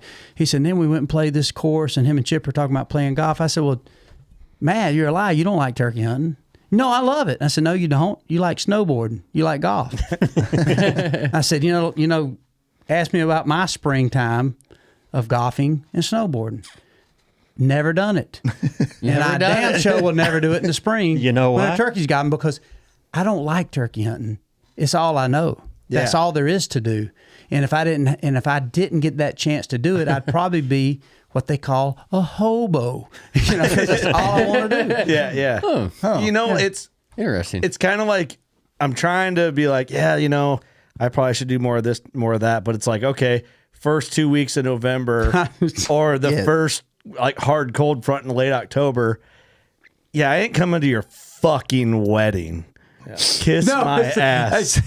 Or like going back to the song, the Cheyenne song, it's like, how many times have you guys done this where you're like, well, it's this time. I can make it a stand by this time. Oh, dude. It gets dark at this time. I can still make it to this event. Well, but that's right. I get home, shower. Well, it takes me 20 minutes. I can change. You can change. I can try this on with you guys. What if I said, bro, y'all saw that episode where I was with Blake Shelton. Hey, guess what? He watches your show and listens to your podcast. He loves you guys. And guess what? He just and immediately say, him and Gwen wanted me to pass along, wanted y'all to come out and freaking go to Old Red. They're having a big grand open. Y'all be like, the whole time, like, about, +1, call our ladies, call it, Yeah. And the whole time I said, dude, it's going to be fun as crap, man. It's in Gatlinburg, Tennessee, and it's November 2nd through the 5th. Y'all be like, No. can't go. No. It's like, sorry. What the hell? Wouldn't that be just like a dagger? Like you'd be, and that's when you know you got the bug. That's when you don't tell the wife. It's like, no, Gwen even listens. She really wanted to meet your wife. To meet your wife. You know, like, I'd be like, that's honey, the whole time you're thinking, how am I going to tell my wife she's not going to miss the Honey, back. Hey, here's a plane ticket. You can go. yeah, I'm here's the staying dates. here. Here's the dates, honey. Here's This what is we where they're do. going to be. We all send the girls. Take pictures for me. We're gonna send the wives together. Yeah, we all send the girls. Okay. That makes me sweat. And the whole time, if it said October 5th, you'd be like, okay. I'll sacrifice maybe- holiday. It's We going can to be do October 5th. Yeah, I can do that. It's going to be hot, probably. That's the difference in liking something and loving something. Exactly. Well, the thing is, too, it's like, all right, this gets fucking worse, and it doesn't like really make my case. But it's like, okay, I went from like, all right, October, November, that's all I need. Don't ask me to do anything for 2 months during daylight, a year. Well, now we're more into turkey hunting. Yeah. And then we're going to Africa. That's exactly. And then we got this. We're trip. chasing elk. And we're going in this. And we got So Kansas. then I get it. I get the frustration. But when it boils down to like October 15th to December 1st, but it's hard to say, just give me that. Well, I gave you the whole fucking year. It's So even it's harder tough. than that for us, Kurt, because, I mean, listen, it's year round. Like I was showing earlier, pictures, tractor, planting, it's year round. Man, it's Trade shows. trade shows. It is filling up feeders, man. It is pouring the protein. It is planting. It is drilling. It's It is everything. everything, man. It's just year round. It's Okay, I got a question so for you then, awesome, Jackson. so awesome. For both you guys, actually, I got a question. Okay, so take your schedule now, with how busy you guys are, and how passionate you are, passionate or not. Okay, if it wasn't hunting, if your guys' jobs were whatever it was that you were so busy and you were important in your job, and that job had you traveling like you do now and had your obligations like you do now, but it wasn't hunting. It wasn't a passion career like we're fortunate to have. Would that change the dynamic at home if you didn't love what you did so much? Would that change anything, you think? Yeah, you're changing AC. Do you know what I'm saying? I know, yeah. Yeah. Because somebody else is telling you got to do it, even though it's known to your family they don't necessarily want to do it. Yeah, I think it does. Yeah, it definitely does. Like from It the would- family perspective. Yeah, it would definitely does because, like I said, there's a lot of times where we'll be on the road and, I'm ashamed to tell them that we just had a good St. Elmo steak at ATA. You know, Right. And they're back home, you know, use Michael's analogy, you know, we have to kind of keep it quiet sometime because we're going to have a great time. I don't care what we're doing. If we may not want to be somewhere, but we're going to make the best of it because we're optimistic people. We're going to have a great time. So, you know, even then, it would change the dynamic a lot. Because a lot of times it's looked at as, well, y'all are not working. Y'all are just having fun. Like tonight, this is just us with our buddies. Right, but we're both working, and we're working. We're working. But you know, when we get to that show tomorrow, we're going to be working. We're working. You know what I mean? It is a job. We're working through the weekend. And we're very fortunate. I mean, God bless beyond measure to be able to do what we love. Man, seeing so many different walks of life and hearing the different stories and just seeing the excitement on people's face. And sharing that with them, you know what I mean? Like, dude, man, good for you, man, you know, because we're not people that are jealous of people. Good for you, man.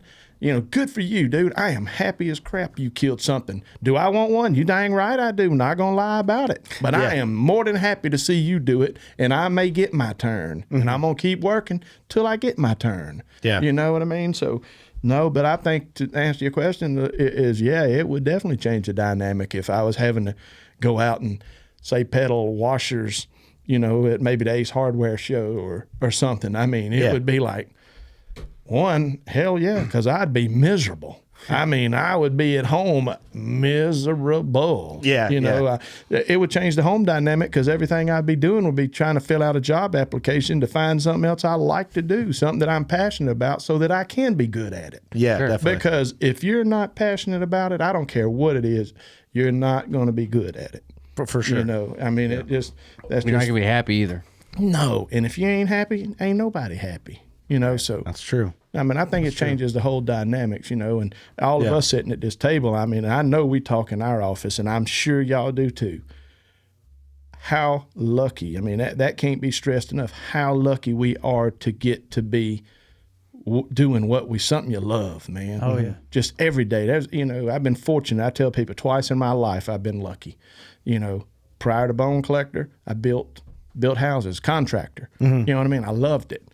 Bone Collector, I love it. So I've never had to go to work a day in my life. Are there days like anything where it's like, you know, God, man, today is stressful as crap. Yeah, least favorite days. Stressful as crap, or times where, you know, hey, y'all said it earlier, you know, where you're in camp with somebody, and you know, I tell Michael all the time, dude, I don't know how you've kept the energy and the pace that you have for as long as you have, because I've been in camp with some people that probably wouldn't G-haul outside of a camp, but I've been in camp with people that, man, just freaking awesome, and 99.99% of them are. But you'll be in camp with that one negative person who, oh, God's gar holding me. No, he didn't. No, he didn't. You're sitting up there, you know, you haven't paid attention to the wind. You're doing everything, or on the mornings where it's raining, pouring rain, and you're sitting here going, you're on the 5th day of the hunt, and you're tired. You're dragging butt. They want to stay up all night and see if they could drink the place dry. And you're, you know, and you're like, man, dude, this is, for us, it's a marathon. You got a 5-day window. We got 45 more days of this. You know what I mean? So contrary to popular belief, we go to bed early in camp. You know, and so when you're sitting in there and you hear the wind howling, the rain's pouring, and you're like, man, I could really sleep in today. Brother, I can sleep today. Ain't nothing going to be moving out there today. And if it is, it'll be without me. But yet you think of that guy next door, you know, in the room next door, and he's like, man, he's all amped up. He's awake. And you know what you do? Get up. Hey, man, let's go. You ready? You know what I mean? Let's go. Let's get it on, man. And keeping that energy and that same spirit. Oh, man, it sometimes is wearing. But, you know, like I said, Michael, you know, he won't brag on himself, but I brag on him because I don't know how he's done it. Yeah. You know, and how he hadn't choked some people out's another whole nother story. Man, I'm been like, a few probably deserve. I'm like, man, I probably deserve to be choked out a few times myself too. If he would turn his back, it wouldn't cost me my job. I'd take that guy behind the woodshed, and one of us would leave with a whooping. You know what I mean? And I like my chances, you know. So it's like, God. Gee whiz. But it just, you know, I think it would change the dynamic, you know. Yeah, I don't know if you guys ever thought of it that way or not, or that ever crossed your mind. Like, Well, it does. I think as you get, especially if you're in a married relationship, the more mature that you are in a relationship, the less it would matter. But I do think it's hard for loved ones to see you gone that much, but yet see that you love it so much. So now, even though it is a job, and even with success, they start resenting you and hating you for it. Versus, I don't think most people that would love you to want to see you miserable, and maybe you are. But I will say, if they know, like, well, Dad had to leave at 5 a.m. He's putting tar on a roof. It's like, I know he hates it and wish he could take me to school, and he ain't gonna be able to take me to ball practice because, man, they got that big Walmart job, and he's putting even double tar on a roof. I mean, they love you more out of the respect that you're there. But if he's like, well, Kurt's over there hunting with Theo Vaughn, and He wanted to get up. They're eating filet mignon. He wanted to do it, and man, Your dad's a drunk. They just got paid. They got paid. It's like, yeah, Dad would rather be with Theo Vaughn than he would God, be that's with such me. a good that way happens. to put that. That happens. you know. Too, I think probably one of the worst ones is, say we come off of a good trip. Yeah. We go on a trip, we come in, and then when you get home, the whole time you're on the trip, you're checking your Bushnell or you're checking your trail cam, and you're sitting here going, man, God, if I was at home, I'd be hunting that buck. And then so what happens is, you've been gone, you get home, first thing you do in the next morning is, I'm going to go hunt that stand in the morning, that buck's going to show up. Yeah, And so you yeah. come off a trip, you go right to the stand, and then it's like, well, you just got home. Yeah, but I wasn't hunting this deer. I was. It's a hunting different this deer. guy. It's Yeah. a different deer. I didn't care about them deer when I was gone. You know It's what I mean? totally different. So yeah, that's what I think a lot of people can't understand. Around the home front is, man, this ain't something that you just do. This is something that you do. Yeah. You know what I mean? It's almost like it doesn't go away. Yeah, there was a singer that had that song said, "Be doing what I do, or be doing this. I'd still be doing this. If I wasn't doing this, I'd still be doing this." Yeah. Look, that's what you'd still be doing. If you wasn't doing this, what would we do? We'd all be hunting. It's passion that's almost a disability. Yeah. That sounds way off. Probably. It's like anything. It's like an addiction. You gotta learn to control it. And it's just an addiction. Really, is probably what it is. it is, and I've always thought, man, too much of anything is not necessarily good. But I will say, I've probably dedicated sometimes too much. Now, in certain cases, I would say with the hunting, specifically turkey and maybe bow hunting, it's paid off for me. But yeah, getting back to the root of the question, it has caused me strife, 100% strife. I could go as far that for sure, I'd say it cost me my first marriage for sure. Really? 100%, because one could say, no, it was this, it was that, and you got haters. No, it was because when I look back, I did love hunting in my career more than I did my family, and that hurts me to say that.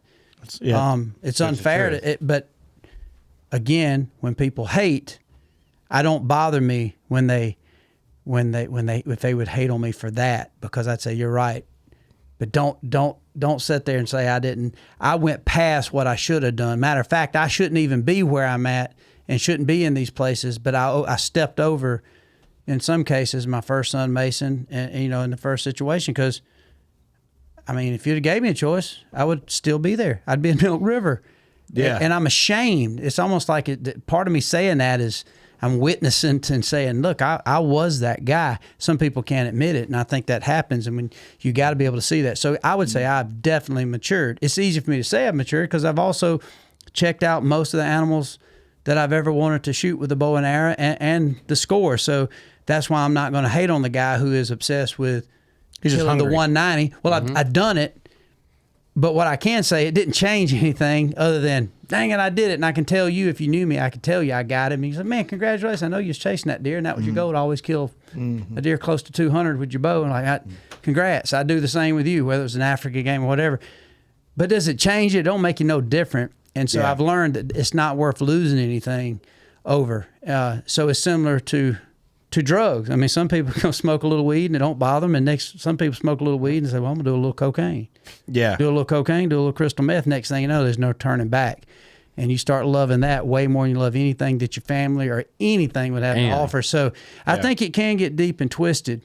And I think the same with any kind of vice. So hunting can be a vice. And I think the hunting industry is full of it. It's full of excuses for behavior that's unfathomable, and I think it goes beyond just complete betrayal to your friends or hatred and weird games and pathetic childish game. And at the end of it, I can promise you, I'm going mule deer hunting next week. I'm excited, but I promise you, when I get home, my wife had just asked me, as well as my 8-year-old, and my kids say, "Hey, Dad, did you have a good hunt?" And I say, "Yeah, I did." Well, they sent it. They're like, "Good. I'm glad you're home, Dad. Hope you had fun." They're not going to say, "Did you kill a deer? How big?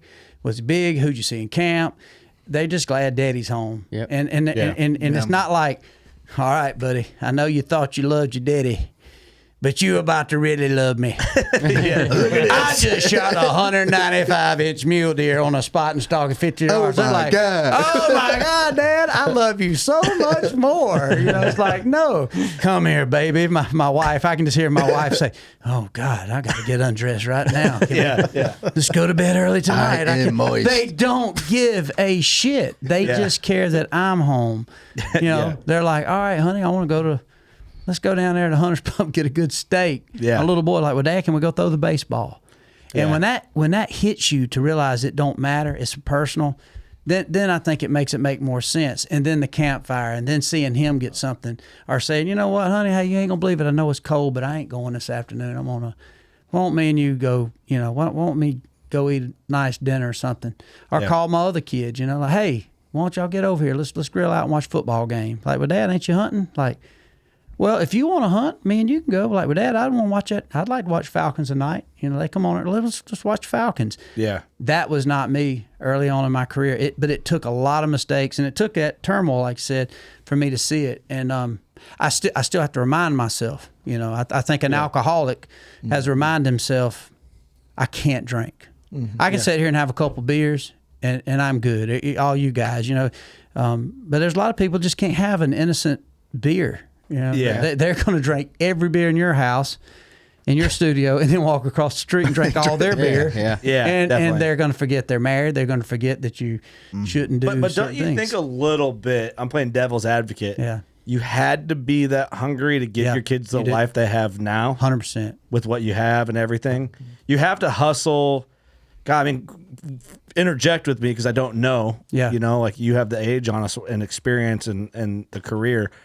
But it's like hustle early so you don't have to always hustle the same way so you can do different stuff. 100%. Right? And I think that's where I'm hitting my stride. I mean, look at it now. Here it is. It's, I don't know, 10, 11 o'clock, I'm sure, Illinois time. Here we are in this podcast. All you guys have families and or girlfriends and different situations. And there's somebody that would rather you be here. They don't care that you're hanging out with us. They're like, "Man, but what are you doing? We got this opportunity that we can have this chat, and we're doing it. You're focused on what y'all committed to in this podcast and making it better. And if all of a sudden there was another guest that could come in right behind me that could be entertaining and help what y'all are striving to do, you'd probably call and say, "Hey, I'm probably gonna be a little later, man. This guy just pulled up. Couldn't believe this certain artist was touring and he's in town, and we're gonna sit down and chat with him." So I think you're right. I don't think there's anything wrong with it. I think there's a fine line of balancing it. And Definitely, yeah. And I still suck at it, but I feel like I've gotten a little better. You've gotten a lot better. Because you know what matters. But it's easy for me to say that. Like I said, I know now. It's like I can all right, it ain't gonna hurt me to miss it. It's gonna be a beautiful, clear, crisp day tomorrow. The turkeys are gonna be gobbling, but I won't get to go tomorrow. But yeah, you'll be fine. It's just the morning. I'm gonna go to this little dance recital for my youngins, and I got my kids over here. They're having their little presentation and a little choir sing or whatever. I'm gonna go see that. And before, I just thought, how dare them even? Why would they want me to be there? They know what Daddy does for a living. Don't they know there's only one April? Don't they know there's only one November? How dare they? Man, this sounds familiar. Yeah. It's so true. It's a little man. close to home. It is. That's why I'm kind of bringing up what I'm bringing up, because I think it's real stuff. But then also, it's like the older I get and the more I'm into like just how I live, the shorter the days are, and then I realize like how much time there's not. Yeah. And like, I mean that like day to day or in the big perspective, but even day to day, like even I'm talking even to like checking tasks off the to-do list. it's like you wake up, the next thing you know, you're going to bed. It's like, we're the fucking day's short. Yeah. Yeah. You know what I mean? Kind of. Yeah, and I think what hit me just upside the head, and I don't know how to get this through to some hunters. Like here, even in here, there's some beautiful bucks. Out there, there's some giant bucks. But what is this? They're all similar. They're all big. They're all good. Some are bigger than others. But if this was obtained through a certain greed and manipulation and arrogance and selfishness, then you really can't call it a trophy, whether it's a 190-inch or whether it's just a 100-inch deer or even a doe. But if you can look at every one of these deer and remember the relationships, and maybe it was the bet that y'all had that he ended up having to get a tattoo Elmer Fudd on his butt cheek. Did you see it? No, but I heard about it. That's Doug, the best bet ever. Get it out on YouTube. No, just, Yeah, bust it just show him. out. Just show him. We haven't done this yet. I love it. Whip them cheeks out. I love it. Get the cheek out. He's got a hickey on his ass. What the hell? Oh, No way! Oh my god! Oh my god! scoot over that way and show it. Literally, Elmer Fudd on his ass. It hit nicely. Best Looks ever. pretty good, don't it? It's actually a nice tattoo, man. Hey, nice ass, too. Good job, Doug. No wonder. I see how you got that hot chick, bro. Why don't you have a WCB belt? He is a man of his word. Yeah, Hey, I gotta Doug give him that. is a man of his word. that's right. I will say, people are saying it's a dumper with a bumper sticker. Dump truck. It's not a bad idea. You know, I'm sure y'all have told the story 1,000 times. But Oh, yeah. So you lost the bet on the amount of inches that was took that year. Yep. Yep, he lost. See, that's classic fun stuff, making memories. Yeah. But there's some people that they got a deer that nobody cares, man. It's like I don't know. I look at this. The trophy ain't the deer. The trophy is the memories you made while taking the deer and the relationships, the true relationships. And it's never the animal. It was the adventure for that animal. But some people get it so backwards. Right. I mean, it's so weird, and I see it a lot. Like, it's staggering. However, I'm not hating on those people because I know how driven they are for this personal goal. Right. All I'm saying is I'm just trying to say, hey, man, I promise you, I don't care, because I know some guys that's in their 60s who's just now getting to that stage. I know some guys are starting their career on YouTube and trying to video this, and it's all about how big. Well, it can be, but you got to realize that I don't think it's as important as you think. It's not going to matter. It won't necessarily change your life, and it's not worth losing the great things in life over just a score of an animal. You level. It's hard to explain. You feel you're high, but then you level back down to where you were. Yeah, before. you kind of level In a back way. down. But there's nothing wrong with pursuing high-scoring trophy deer. There's nothing. There's nothing wrong with hunting and trying to kill a few deer. And probably, and I'll get off my rant on that, is the only thing I don't like, I really hate hypocritical, kind of the hypocritical hunter, so to speak, of, love my way and I will hate your way and accept how I feel, but I don't accept or try to even understand your emotions on why you do certain things. And I think that's very unfair, and I think inevitably, I think it's very, I think it's a very sociopath way to look at it, because they're not worried about you. They're only worried about how you affect their feelings of it. But it doesn't mean that you did anything illegal. It could be a tactic, it could be a technique, it could be possibly It's this like a way. liberal way of thinking. It's a liberal way of thinking, and it's unfair. And I just like the fact that we have a lot of different lanes to do it, different. But in some cases, somebody else's lane is going to make our lane a little more aggravating. But that's just the way it is. Yeah. It's just the way it is. I mean, you can buy a Ferrari in America, and that sucker, you go to speed limit, and that's legally what you can, but you still can't just all of a sudden just run over and murder, the lady who's driving the Camry who's just on the left lane when she should get over the interstate. It's just she took too long in the left lane. So what? Are we just gonna kill her? It's like it's like stuff happens. But in this case, that ain't even a good analogy, because the fact is, nobody's doing anything illegal. They just choose to say, hey, this 3.5-year-old deer is a trophy to me. He ain't to you, and I get it. Maybe he had potential. But what they don't try to dig deep into, they don't know what this person is going through in their life. I know people that have shot does with bows, or shot a young 2.5, 3.5-year-old deer that was going through drug problems, that was addicted, going through a terrible divorce, just lost a loved one. Maybe they lost their kid, and they used to horrendous stories I've heard. And maybe it was the 8-pointer that he remembered he had shot with his son, and it somehow signifies you don't know what somebody's going through and what this situation. And who are you to say how could you have done that?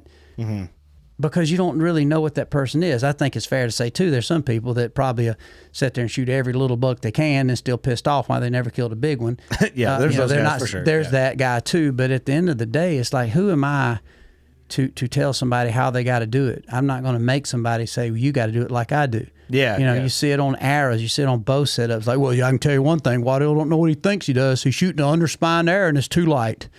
Like, I know. That's the only reason I've killed all this shit, because I don't know that. Yeah, I know. And it's like, yeah, I No know. sense You're in right. arguing with 'em. You're Yeah. right. I have been right but wrong the whole damn time, and then, so I'm like, I don't even know why that bothers me, but I think Leave that door open. I just get bothered with that It's that so much nicer mentality. if it open. And unfortunately, that's the one thing that we are. We got a lot of that within hunting space, and I think it's unfair. And so what I would tell somebody, It's weird. and what I'll say on this or that is like, man, bro, anybody who's putting that peer pressure on you, just remember it is yours. This magical time that we are kind of possessed in, just let it be yours, man, because you do have families, you have wives, you have jobs. I mean, we're blessed that this becomes our job, but we have so many things that we get a chance to escape from and get sanctuary from hunting. And if that means, you want a big buck and an big old doe comes by and you want to try out that new broadhead, get after it. Yeah, if somebody wants to 100%. hate on you and say, your what thing. was you doing, dude? That was dumb. You probably, it's like, it don't matter, man. I just needed that, bro. I'm going through a hard time, man. You don't even know what I'm going through. And it ain't nobody's business. But that's where I want to knock people out. It's like, you don't know. I don't know. But I do know this. Like tomorrow we're going to the Deer and Beer Fest. And I know, man, every dude that comes through there, man, I high five with them. Yeah. A lot of times hug their neck. I always hug the ladies' necks because I just think it's cool that they would come out with their husbands. Sometimes they like to hunt as much as their boyfriend or husbands, but man, I've had grown men that's come up like, Waddell, what's up, man? I'm talking about big old callous, rough, tough farmers, ranchers, contractors, and just grab like, what you doing, old boy? And hug his neck, and then come back and they whelped up with tears like, man, you don't even know, buddy. Going through a divorce, and man, I was on watching your videos when I was a kid. It's like, are you kidding me? Like, man, hey, come back here and sit back here and hang with us for a little while. That's cool. And that's the thing that these big dieharders don't realize when they're like, how could you do this? Why did you do that? And I can't believe you did it. You actually shoot with a rifle, or you did it with a crossbow. Oh, you was on private ground. You don't do public. I mean, it's like, bro, what an unbelievable narcissistic asshole. And anybody that I'm offending by that, I heard Charleston White say this, sometimes the truth offends. The fact of the matter is, it ain't yours to dictate how everybody else has to do it. State and federal guidelines give us a solid indicator of what we can do legally. Outside of that, ethics, that's up to every individual. For sure, yeah. The size of an animal, that's up to that individual based on that state law. And so, do I think you can love somebody into doing something your way? I think I've had more old-time buddies of mine who grew up hunting 30-06. I've convinced them to bow hunt with a Hoyt compound, not because I told them they were sissies and gay and you old son bitch, what you can't shoot a bow. You probably called them it, but you weren't serious. Yeah, I said it to myself. Thought it under my breath. But I'm like, hey man, you're a great hunter, dude. I got a bow here. Take my last bow. I want you to come out here. Next thing, like, come on, let's go shoot it. And then they're like, holy cow! But you love them into it. Yeah, you surely and slowly show them why you love it. Yeah. The next thing, it's kind of like I had a guy take me golfing one time. I've never liked golfing, but he took me golfing, and I like, in the way he went about it, like, let's start at the range, and I hit a few balls. And next thing I know, like, the way he went about it made it fun. It wasn't like they're looking at me like I'm an idiot. Like, you really do suck. Hey, we're not even going now. Stop, Waddell. Stop. You keep the beer cold and you drive the cart. It's like, Sweet. This one guy just took the time, and I had, funny, I hadn't done it since, but the way he kind of, because it's usually fun time of year, other things to do. But Yeah. But anyway, my point is, I don't know where I'm going with all that. I just think it's unfair, and I don't. I think like your that point's part of clear. I don't like that part of the hunting space, and it ain't the industry. That's just a lot of consumers, and I think bottom line with hunting, Community. like we've talked about a lot, it's like it's your own goals, what you want to do for yourself, because honestly, nobody really cares. Now, it's cool to see our homies kill good deer, and that's fun. If I'm going to listen to somebody or choose to be influenced or am influenced by someone, I want them to know what they're doing. I want to see what they're Correct. doing works. That's important. correct. But also, too, it's like with certain stuff, you don't really owe an explanation to anybody as long as you're doing it fair. Not really. Nope. It's kind of what I learned. It's like different situations in my life as an adult. It's like you don't have to fucking tell anybody about it. I don't have to explain. That's myself. another problem. I think there should be secrets, and that's the one thing sometimes I don't like. If there's one thing I don't like about what we do, and I found this with my kids, because anytime I got a good opportunity to get on a buck, if y'all come hunting far and tomorrow, if I got a pretty good spot, I'm like, we need to video it. And I think, well, why? Well, it's like, well, we need to share it. This might be and then I catch myself, well, it'd be a good asset. Like, God, that's so freaking terrible. Yeah, and but commercial. it's but not, it is, though. but it ain't. But in one way, it's like, sometimes see you your can still thing. go hunting, and I still do that every year. I'll go to my farm, especially, and I ain't gonna be like first week in November, second week in November in Kansas when I know I got a 200. Yeah. Okay, I'm gonna feel weird based on where I'm at, because Well, your job needs that. absolutely, exactly.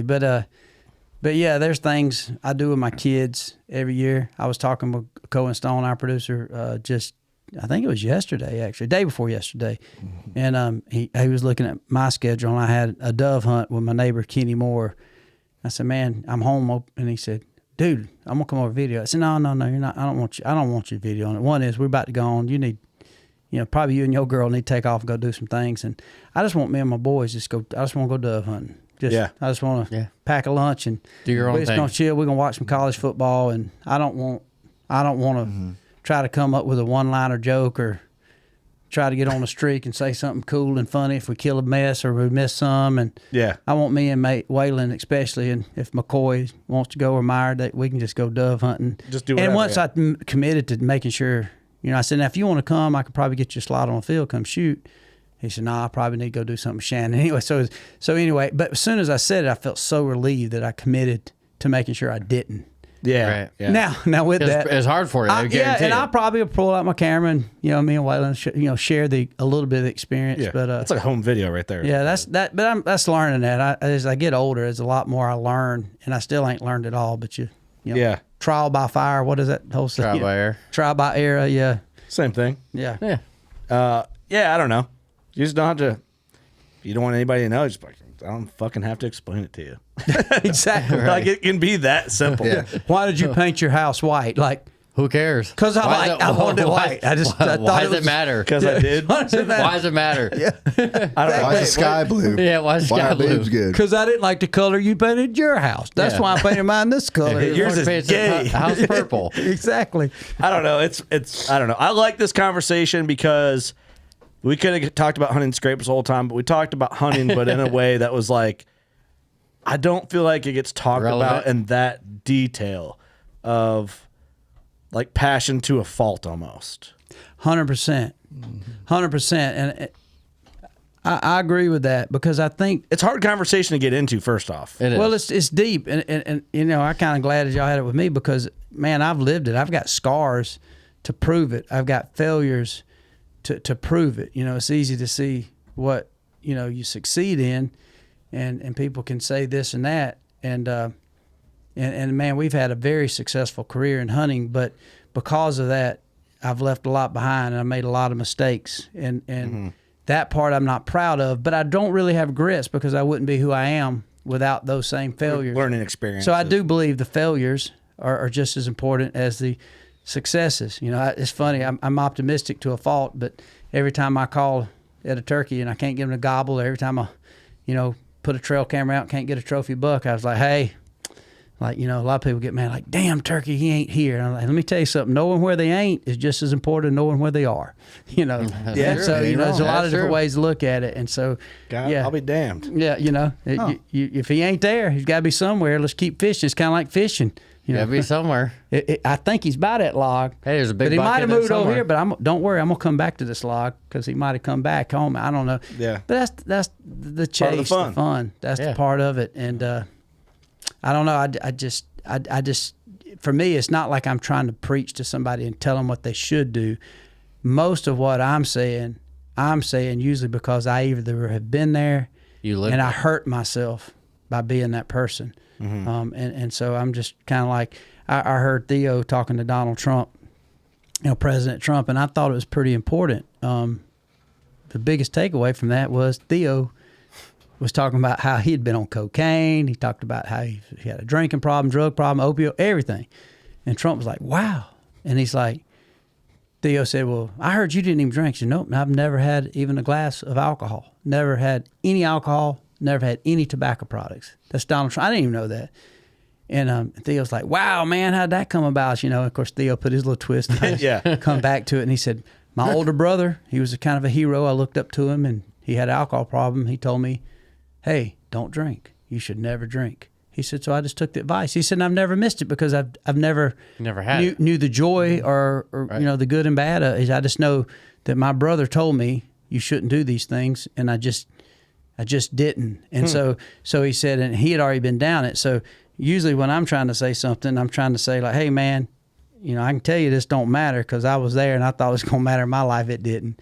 It Yeah, didn't. Been down that road. Yeah, I've been down Yeah. that road, and then a lot I don't know, but I know.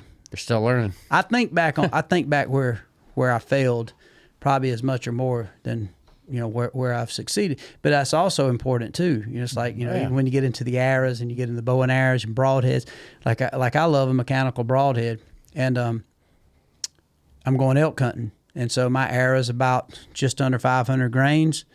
So 100 grain mega meat's what it's going to be. Well, immediately people are going to. It's too light. That's too light, and you can't shoot a mechanical at 700. No, I know you can because I got 7 of them that's piled up, that I've killed over the years, and I've got success and I've got failures, but I think back on those failures probably as much or more than I do the success. 100%. And so you hone it in, and then you get confidence because you had success and you had failure, so you know that this works based on me doing these things. 100% it works. It's like a football game plan. Mm-hmm. You know for sure.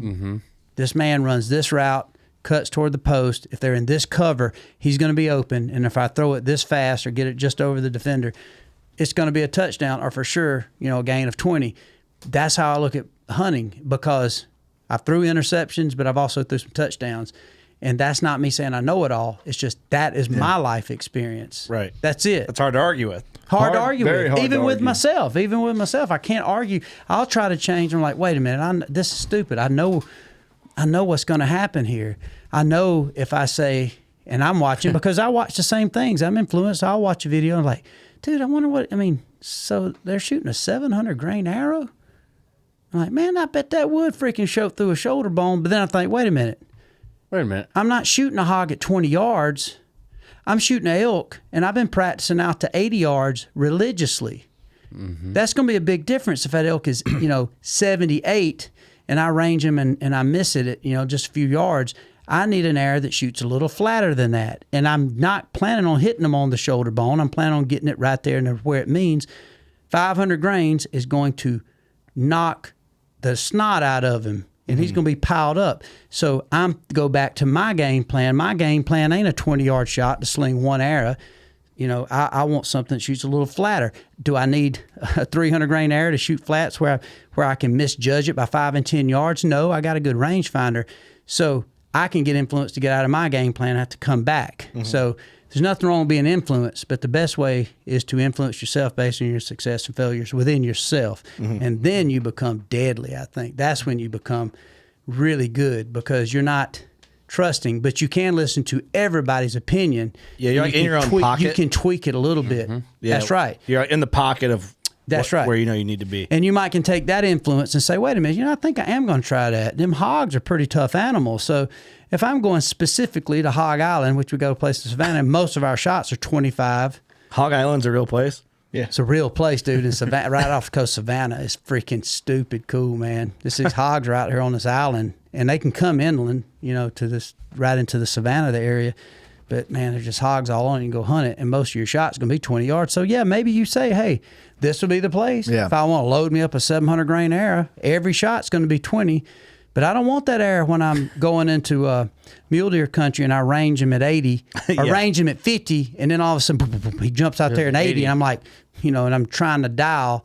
I mean, that changes a lot. 5 yards is huge with that grain of an arrow. Yeah. And so I shoot what I know. I'm very comfortable. Now, if that's all I shot, might not be as a big a difference. But for me, I know my ability of what I want to accomplish, and so I stick within what I know is good. No different than, you see these major league players, they play with a certain bat, and when they hit 30, 40 home runs a year, they say, well, that bat works. Yeah. Somebody said, well, I can tell you doing it all wrong. I'll do a 34-inch bat, buddy, and add about 2 more ounces to it. And, Chipper Jones sitting there like, No. this worked. I made the All-Stars, and we won the World Series. All right, well, I can tell you, man. I ain't going to tell you what you do. That's wrong. All right. My paper says it's wrong. Yeah, I guess the That's All-Star. cool, but you're wrong still. Yeah. Don't read archery talk. Yeah, how did I get into the Hall of Fame? Chipper's asking, like, if only I'd have done this. So, anyway. It's true, though. That's funny. That's a good 100% analogy. true. Dude, I love this episode. Oh, So dude, awesome. I always love being. I always talk too much because I get excited, and y'all bring No, out. you're supposed to. That's the whole Well, idea. y'all bring out a lot of good points, and like I said, and it's cool, and I'm flattered. I never think about that because in my mind, I'm y'all's age. I don't think about being older.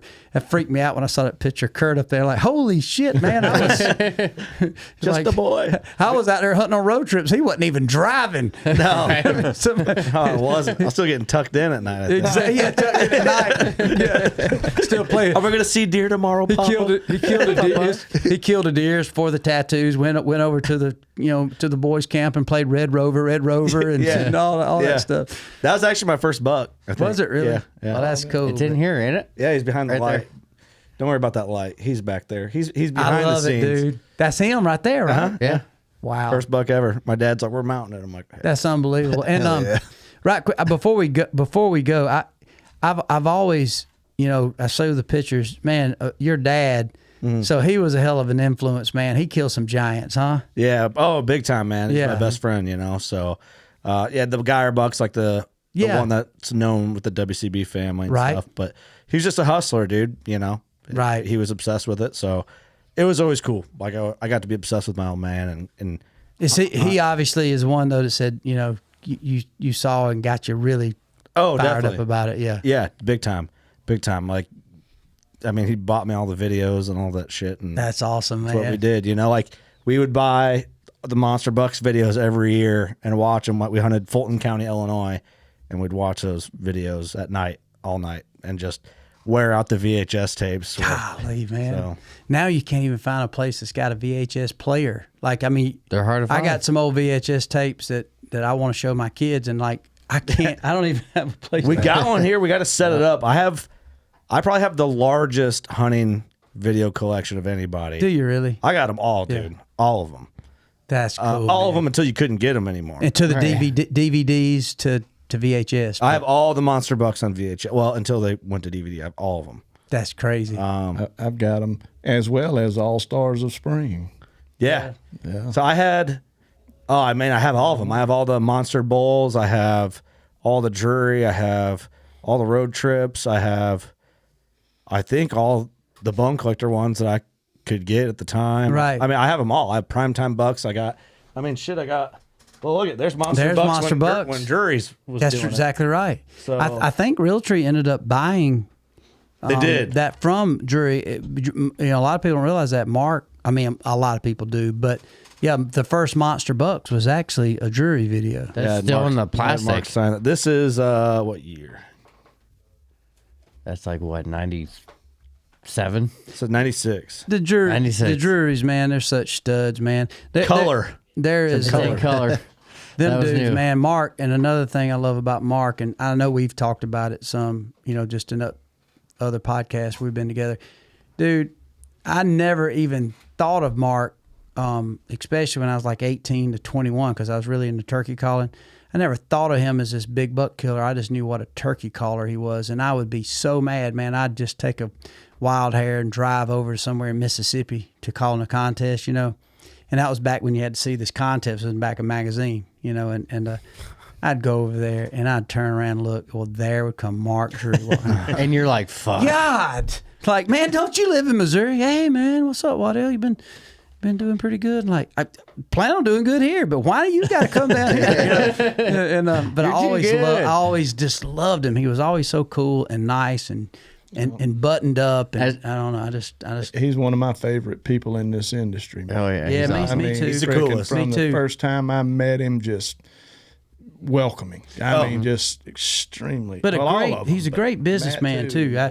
you know. A lot of people don't think of the hunting industry and kind of deals and being on the forefront of understanding how to see something. Well, like, you know, how he come out with deer cast. I mean, that was kind of a before its time. I mean, it was in the age of digital apps and stuff like that. But Ultra man, whitetail I focus. go to bed every night, and I'm sure you guys do too. Like, man, what would be a cool app? You know, we yeah. could do, and I can't think of anything that hadn't been done. You know, I'm sure maybe it hit on me that could help us as a hunter or be something to be cool to have. But Mark's just always been that guy when it comes to calls, and Terry. I mean, their whole family. Dude, they are really awesome people. We did that working class on DeerCast for a couple years, and it was awesome. And yeah, they're all awesome. It was fun. Yeah, It was fun. But dude, it's Great family. it's like I said, it's like that proves, like, I'm a fan, you know, of the scene. It's like I need to get out my DVDs in this closet and have you sign all them old road trips ones, like Bucket List it real quick before you take off. But it's like that's what I did, you know. That's what kept me as a kid. And it's probably the similar, like what YouTube does for kids now, I would assume. Yeah. Maybe it's not the same, but for me it was like I remember you remember the farm store Pomida? Do you guys ever have Pomida? no. You know Pomida? I know Pomida. We had Yep. pimento cheese. What? Pimento cheese sandwich and not pimento. Yeah. Well, I'm still thinking. Well, we had hell? Pomida, Farm King. Am I saying it right? Pomida? I think you're right. Yeah. Pomida, Farm King, Big R, Farm and Fleet. And every year I would circle the latest Monster Bucks DVD in the Christmas family drawing. That's what I wanted for Christmas. That would be it. In the Pomida catalog. No way. Yeah. So I remember Monster Bucks 10, the red or the orange and blue Aura with the antler X. Yeah. I had the blue T-shirt, still got it somewhere with your guys' faces on them. Oh yeah. And I had the DVDs, and I remember I think I was 10 when those came out, roughly around that age. I circled those in the Pomida catalog at my grandmom's house, and I got it for Christmas.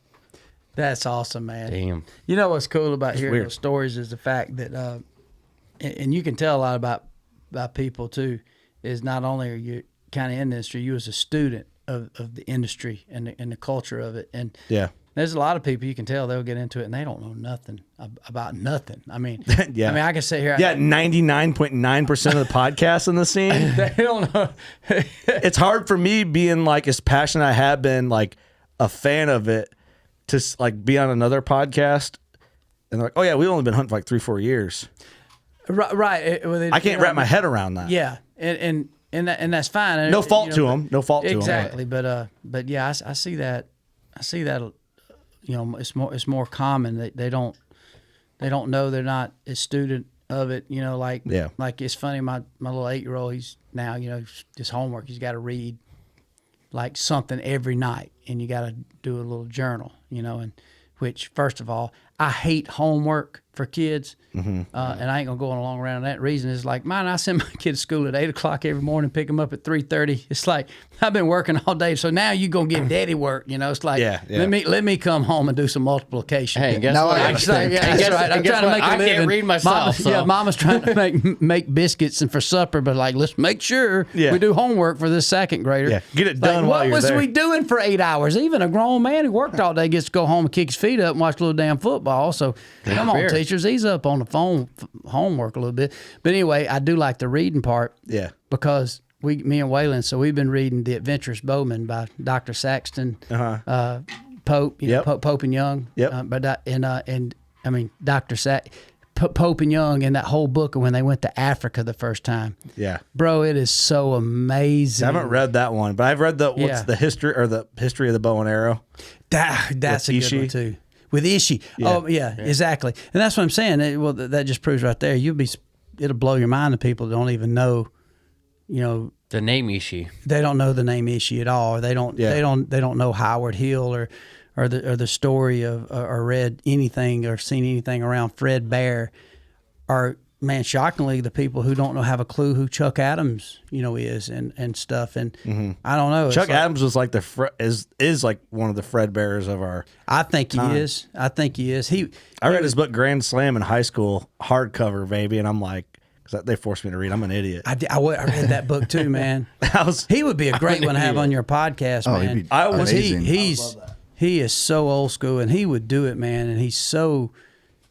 I'm still a huge fan of Chuck Adams, but I am a fan way more than a foe of most things and personalities. I just don't like fake. I don't like hypocrites, and I don't like fake, and I don't like liars and cheats. And at that regard, and long as you're real, don't mean you got to know everything. Just be real about what you know and what you don't know. And Yeah, just doing what you're doing. that's all. That's it. And but the Chucks, that's what I loved about him, man. He was just such a stud in his time. And You know what I remember all the time about Chuck Adams? Seeing him with giant mule deer, and he shot the Hoyt 737. Do you remember that ad? The old I do. Magazine ad with him with that giant velvet mule deer, the Hoyt 737. Remember that bow? I do. It was was it a 37 axle to axle? I think it was. He always shot. Let me see if I can find that. Chuck always shot a lot of fingers too, and it was. Is that what it was called? The 737, 747. It's something, but it was a long axle to axle, and also he liked to shoot a lot of the rounder cams and fingers, and I remember first time I was around him, his setup was so unbelievable. 37 right there. Yeah. His bow was so simple, like the most simple. I don't know. It was just the simplest thing ever. I remember that ad. But I remember that ad. Look how young Chuck was there. Best bows I ever shot. He shot some giant elk. Like I want to say he had the world record for a while. I'm not going to be able to find that ad I'm thinking of. I always remember Randy Ulmer and giant mule deer in the back of the catalog. Yeah, Randy Ulmer shot some pigs. With his bow like between. He's another stud. Randy Ulmer's a hero. Man, he was just. He shot monsters. Fuck, I'm not going to be able to find that. I'm sure if we looked hard, we could find it, but look at that ad. Man, that is so cool. The hat. He's got that iconic. Look at it. He's got the old tree bark on, but he had that old green. And man, that bow right there, probably if you ask Chuck right now, he'd be just as cool shooting that same bow right now on any hunt. Hoyt still had that Hoyt USA with that apple on it. The apple. Yeah. Dude, I made that logo with the apple in Woods class in high school. Did you really? Dude, I'm telling you, man. You was I was with it. a freak, bro. That's awesome. I love this old nostalgia shit. I still do, man. I go back now. I got all those books, Fred Bear's field notes. I got Chuck Adams' book, Life at Full Draw. I don't know if you've read Life at Full Draw yet. That's a great book. Shockey sent me his new book. I hadn't read that yet. I Am Hunter or whatever. I Am Hunter. I hadn't read anything of Shockey since I seen him in them damn pink Speedos on Instagram. I was like, man, come on, Jimmy. I just don't. Jim Shockey's a living legend, but I want someone to manage his social media. I do too, man. We got. It's wild. We got to It's gear Jim wild. down, bro. And Dude, I'll run his Jim used to social gear story. me down like, Waddell, you got to slow down. So now I feel like I can go up to him like, Uno you reverse card. you got to slow it down, Jimmy. Hey, But also at the same time, you're like, yeah, why not? Why not? His, He's going through his stuff. age, what the fuck? Hey, Exactly. He's like going through some stuff. He's going through some stuff. He's kind of like Ric Flair now, It's Yeah. just like I don't know. Let him woo it on out. Yeah, woo, he doing the chicken step, man. Oh, Jimmy. Jim will get her back. Yeah, he'll Get it back. He's a legend. He'll dial it back in. That dude, he ate some freaking shrimp and squid and some mussels. He ate some weird stuff I see on his Instagrams. I haven't seen much on Jimmy's Instagram. I stay saw away the from Speedo and I saw he's got a new hot lady. Yes, he does. She seems really cool. But like, I Yeah, said, does she? Yeah, but I did them pink Speedos, man. I could not let him off She the hook likes for that, eh? Yeah, oh Jim. Yeah, she seems really cool. What's cooler about her? She's hot. Yeah. Have you met her? She's really cool. Yeah, I don't know. I don't know her. That's all. I've seen her She at the seems Horny cool. Party. She was cool, She seems cool in pictures. Yeah. But like I said, man, I don't know, but old Jim, man, I like old Jim, man. He picks on me all the time, and I pick on him back, but a lot of respect. But golly, man. But you're right, Jim. I think that's what we're saying. If Jim's listening, Jim, that's what we're saying, dude. You one of the OGs. You ain't got to put on no pink Speedos and be flexing on no Instagram, man. You remember when the old Jim Shockey's show, he had that, I think it was his wife, did the voiceover for like the Hornady commercials and stuff. Louise did the deal, yeah. That voice to me is like iconic childhood TV segment voice. You know what I mean? Uh-huh. Like that, how they did it. This episode of Jim Shockey, and and it's like it wouldn't work today. No, I don't think, but it was so fit. I don't know, man. It's just here I am. I'm nerding out on shit I was into when I was a kid. Speaking of old monster buck videos, something just brought up from my brain was you hunting in Illinois, and you wore this beanie. It was like Realtree with the black. It was Team Realtree beanie. Uh-huh. And you rattled in a buck, and like I know exactly what I'm talking about. Use that dog to find it. It jumped the fence and came in and you shot it. I don't know why that's in my brain. It grunted real loud. But you rattled it in. I needed and did he jump I needed that beanie. I wanted it so bad, dude. I could never find it. I was like, where the fuck is that There thing? was one deer. Cool. One crazy story about a deer I shot in Illinois. I shot this buck, and he was about 154. That might be the one you're talking about. I think it is because you rattled him in. Yeah, I rattled him in. He come in, he's standing. There's a couple in Illinois that I had rattled in. As soon as I realized that, they actually would come in the Midwest, you could actually work. Seemed like Georgia, you never could have any luck. But bro, this deer got lost. This is it. This deer here. It was all black. This deer here. God, I wanted that beanie so bad. Yeah, this was a cool hunt. A couple years later, you got facial hair here. Exactly. I'm pretty sure I bought a rattlebag. I bought a rattlebag right after seeing this. This was Realtree Roach, and it was weird because Rattlebag. This is the one for sure. What was odd about this is I had never had a pile of luck rattling, but this is when I was getting to go to some cool places and completely freaked out. Like, oh my God, that fucking worked. It's working. God, this is seared in my brain for some reason. Yeah, I know this one.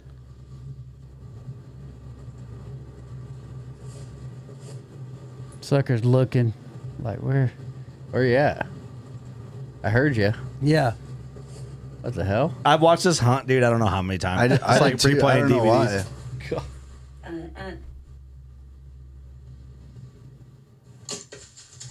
And I hit him just a little. It was I smoked him in the liver. Smoked him in the liver. I did. And that was the next day. I smoked him in the liver. So this deer here, here's what's crazy. This buck here. What year is this? This it had to have been 2000, maybe 5, I'd say. And matter of fact, that there with me in this recovery is Jeff Buds.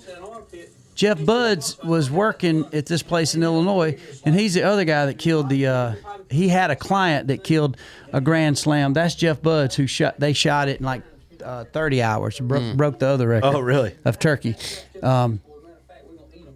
But that deer, I caped that deer out, and I was going on over, and I was getting ready to go hunt. So I was in Illinois, so I drove to Indiana, and I was going to leave my truck there. So I took that deer, and I quartered them all up, put them on ice, and there was a family that I took by, and I knew in there, and they said they wanted a deer, so I donated the deer and had my deer all tagged up. Well, I put this deer in the back of my pickup truck and drove down to another buddy of mine in Indiana, and I had caped that deer up, and it was real cold. It was done got chilly, and I caped him up to the chin. You know how you do, and you ain't caped out his face. Yeah. So I had to go fly and do something, and I was going to fly back to Indiana in a couple days. When I got back, that deer had been in the back of that truck in a buddy of mine's shed or something. Anyway, somebody stole that buck.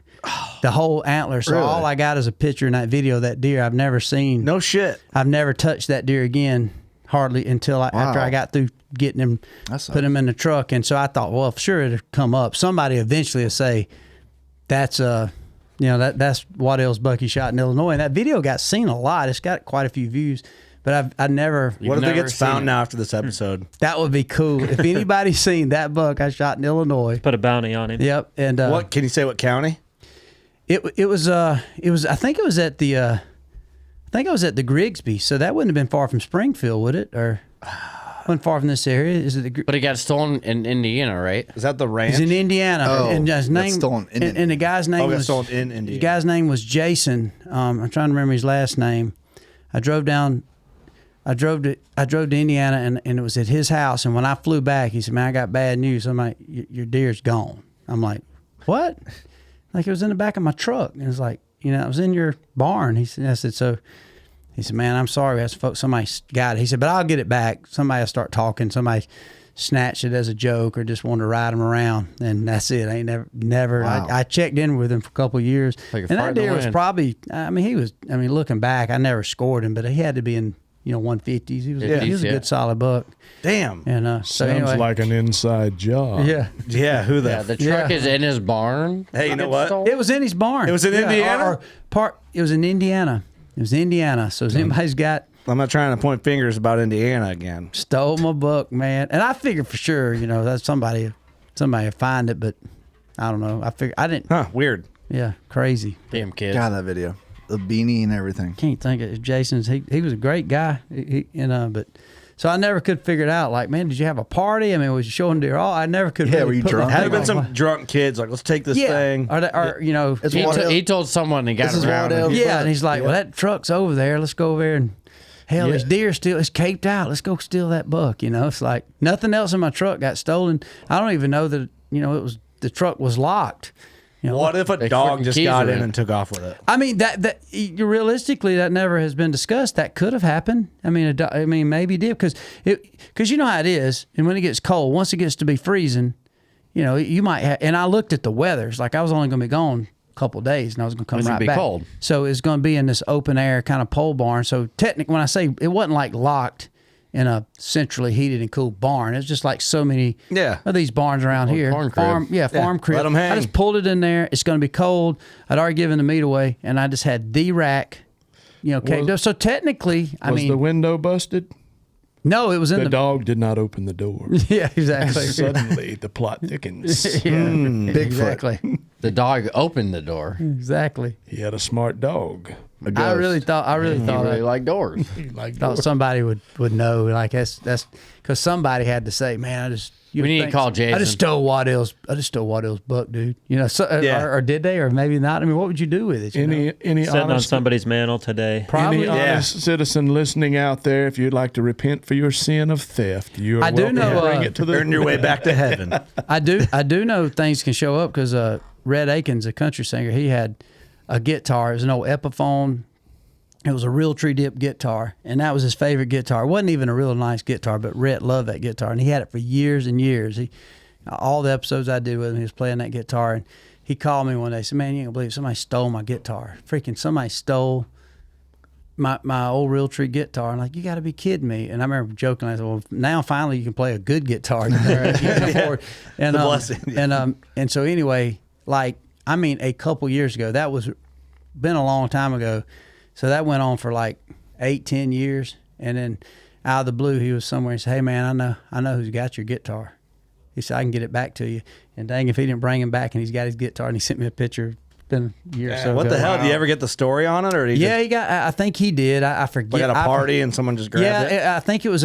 Literally, it was one of those weird things. Like he was gigging the Crazy guitars story. out The there, dog somebody ran gra- off with the guitar. So, yeah, exactly. But completely Fucking had it. But for he didn't have a clue, and he just chalked it all like, I'll never get this guitar back. And it was kind of a sentimental thing. It Yeah, wasn't of even a course. Yeah, expensive especially guitar. it was like the Realtree HD camo, probably. Yeah, like I think it hardwoods. was. And if you look back on the road trips, we went to Alaska. He had that guitar. See, that's one of my favorite That's cool. episodes ever. I'm not asking you, yeah, but I'm asking you, would he do a podcast? Rhett. Yeah. Yes, he would. I And would Rhett love- is one of the coolest cats ever, man. He's, I don't hang out with him as much as I used to, but he is just one of my favorite all time people, dude. He is just, he's a stud, man, as far as musician, songwriter, but just a fun guy. But yeah, You think he'd do Rhett, him? I think Rhett would do it in a heartbeat, man. That'd be God, I love awesome. that. And Rhett's Yeah. kind of like you're Badass. talking about. He's a student of stuff. He can tell you things about music. He can sit here and sing you a Johnny Cash song, and then he can rap every Public Enemy and Snoop Dogg. I mean, he just Yeah. and he's very historically sound. I've never met somebody.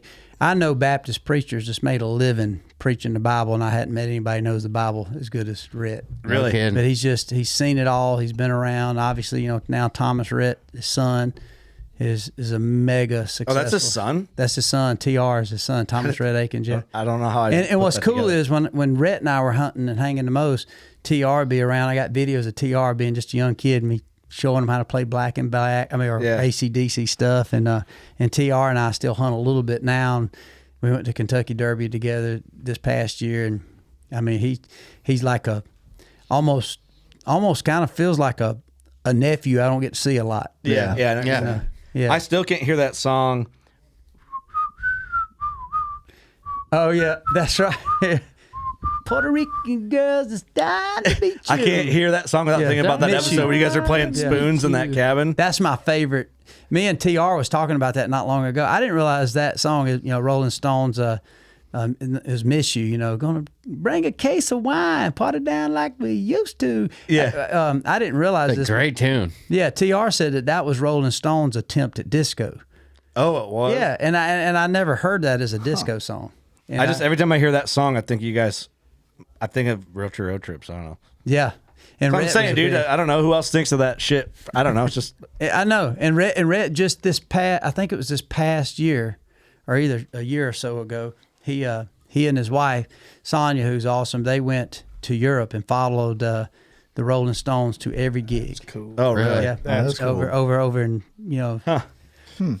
Well, if you get him in here, don't challenge him to a name that tune game. No. You will lose. Well, we'll lose that anyway. Yeah. But Rhett's so quickly. funny, man. He's dry. He's just cool, and I don't know, man. I got a lot of respect for Rhett. Rhett is probably the artist that I would say all the I'd say entertainers in the country music genre. He introduced me to most all. really? But he's got great stories from Hank Jr. to hanging out with Hank Jr. to just All of them. he's seen a lot, and then in the last several years he's been more of a hit maker and writer for all these guys from Blake to Florida Georgia Line to you name it. He's wrote songs for everybody. So It's awesome. yeah, That is he's a cool awesome. cat. Yeah, I'd love to. I think it'd be awesome to have him on the podcast just to like chat with them. He would be good, and he's eat up with hunting too. I mean, he loves turkey hunt, loves to deer hunt too, but just a fun dude, man. I think Hung Up gets played religiously for me every turkey season. Just that song. Rules, Oh, yeah. We We got a new one out now. I mean, y'all might have heard it. It's one that Dallas wrote, Davison, who we was talking about earlier. It's called Outside. It's a new song, and it's such a good song. It's a new one on the Bone Collector album, and golly, it's such a good song. But those guys can write a song. It's crazy. It's amazing what they It's can do, insane. and it just hits home, man. They can make you cry with happy. They can make you cry with sad. They Yeah, can it's make weird. You Yeah. ready to run through a football sign, something. or just make you reminisce. I mean, it's just, Yeah. just Music the can do some weird shit to It's you. weird. yeah, it really can. It really can. I agree. Yeah, we're betting on our boy Cody out here in the studio. Shit's whack. He's the man, Dude, he Well, wait can- till you see him play Saturday. You're gonna be. I'm a fan. excited, dude. So they're going. He's going to do a full show Saturday. Yep. Is you like an acoustical gig? He's got his whole band. He coming? this time he's just doing a solo acoustic gig. We should gotcha. have him play a little bit tonight. I could go for that. Isn't there? If he's up for it, yeah. Isn't there Can blow another your tits a clean lady off. artist is singing and playing too? Yeah, Sadie Bass. I got We you. just learned she was on for Lover for Likes, so that'll be fun. If we meet her, I'm gonna give her shit. Why does that? I think I remember that. I remember her on that show. She's probably the hottest one on there, honestly, but I don't know. I guess I wouldn't know. I didn't know she was on it. until She's a babe. I watched pieces of it. She's sure. a babe. But Yeah, is she- anyway, I didn't. But that's her deal. She was a singer first, or kind of. yeah, I think that's I her. think That's she- her gig. I She's got you. co-headlining. Yeah. Oh, nice. So, and then Heath Sanders is headlining. Heath, I know Heath. Yeah. Yeah, he's good too, dude. Yeah, He's I'm not good. really that familiar with him, but He's really good too. Yeah, he was one that was ATA. You remember at the Big and J? Yeah, yep. He was a Big and J. oh, cool. he's I'm sure good. I would know if I heard him For a sure, song. but I know Cody knows him and is Now there's a lot of great artists that you might not know, but when you hear them, you love them and Yeah. think you know them. But I mean, used to unless you was on the radio. Now, Spotify's the shit for that. oh, dude, there's some Spotify's cool, there's some amazing. cool music out there, man. I wish we could have more rock and roll. I like just that old school rock and roll, but It's changed yeah, so it's much. changed so much, man. I don't know. It's fun, dude. Well, I know you guys. We got a busy night. We got a busy weekend. Thank you guys busy so weekend. much for coming here. Thank y'all for having us, man. I know a little bit of effort, even I know you're up in the neck of the woods, but I know a little bit more effort even to get here and late night before a long weekend and all that. So thank you guys. Appreciate You're it. welcome, man. Still a dream come true. I'm proud Yeah. to see what y'all put together. Y'all been telling me about it for a while, and I've seen quite a few of the episodes. I'm like, man, I'm glad to get up here and see it. Yeah. Something to be proud of, man. Thanks, man. No doubt. Thank dude. you. I love it. The bar, the setup is cool, man. Really. Thank you. Thank you. Little different scenario than the ATA fellas. So much, Yeah, a little bit. so much more fun. Yeah, no doubt. I love ATA is it. like, okay, and have a conversation. Yeah. You know, that's mobile podcasts. They're good, but this is just comfortable. It's home, home. man. Yeah. The couch homey. right here, yeah. Yeah. So thank you guys so much. Yeah, thanks for coming. Austin, what you got, brother?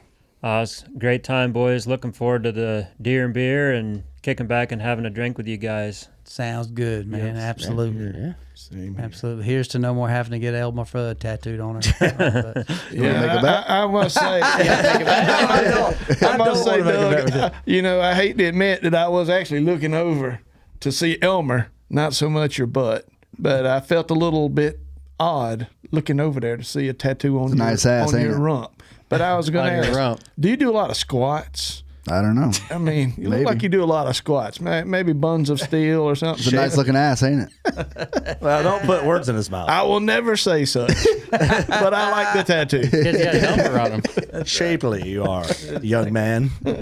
Doug, Well, I got- appreciate you guys coming. Can't thank you enough, and thanks for liking my tattoo. Thanks for looking at it. Thanks for just being here to see it. that's right.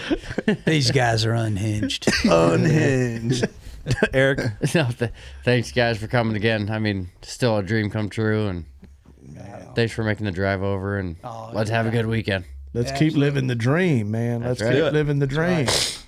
we don't have to be miserable. Thanks everybody for tuning in, watching, listening. You know what to do. Go shoot your bow. We love you. Peace.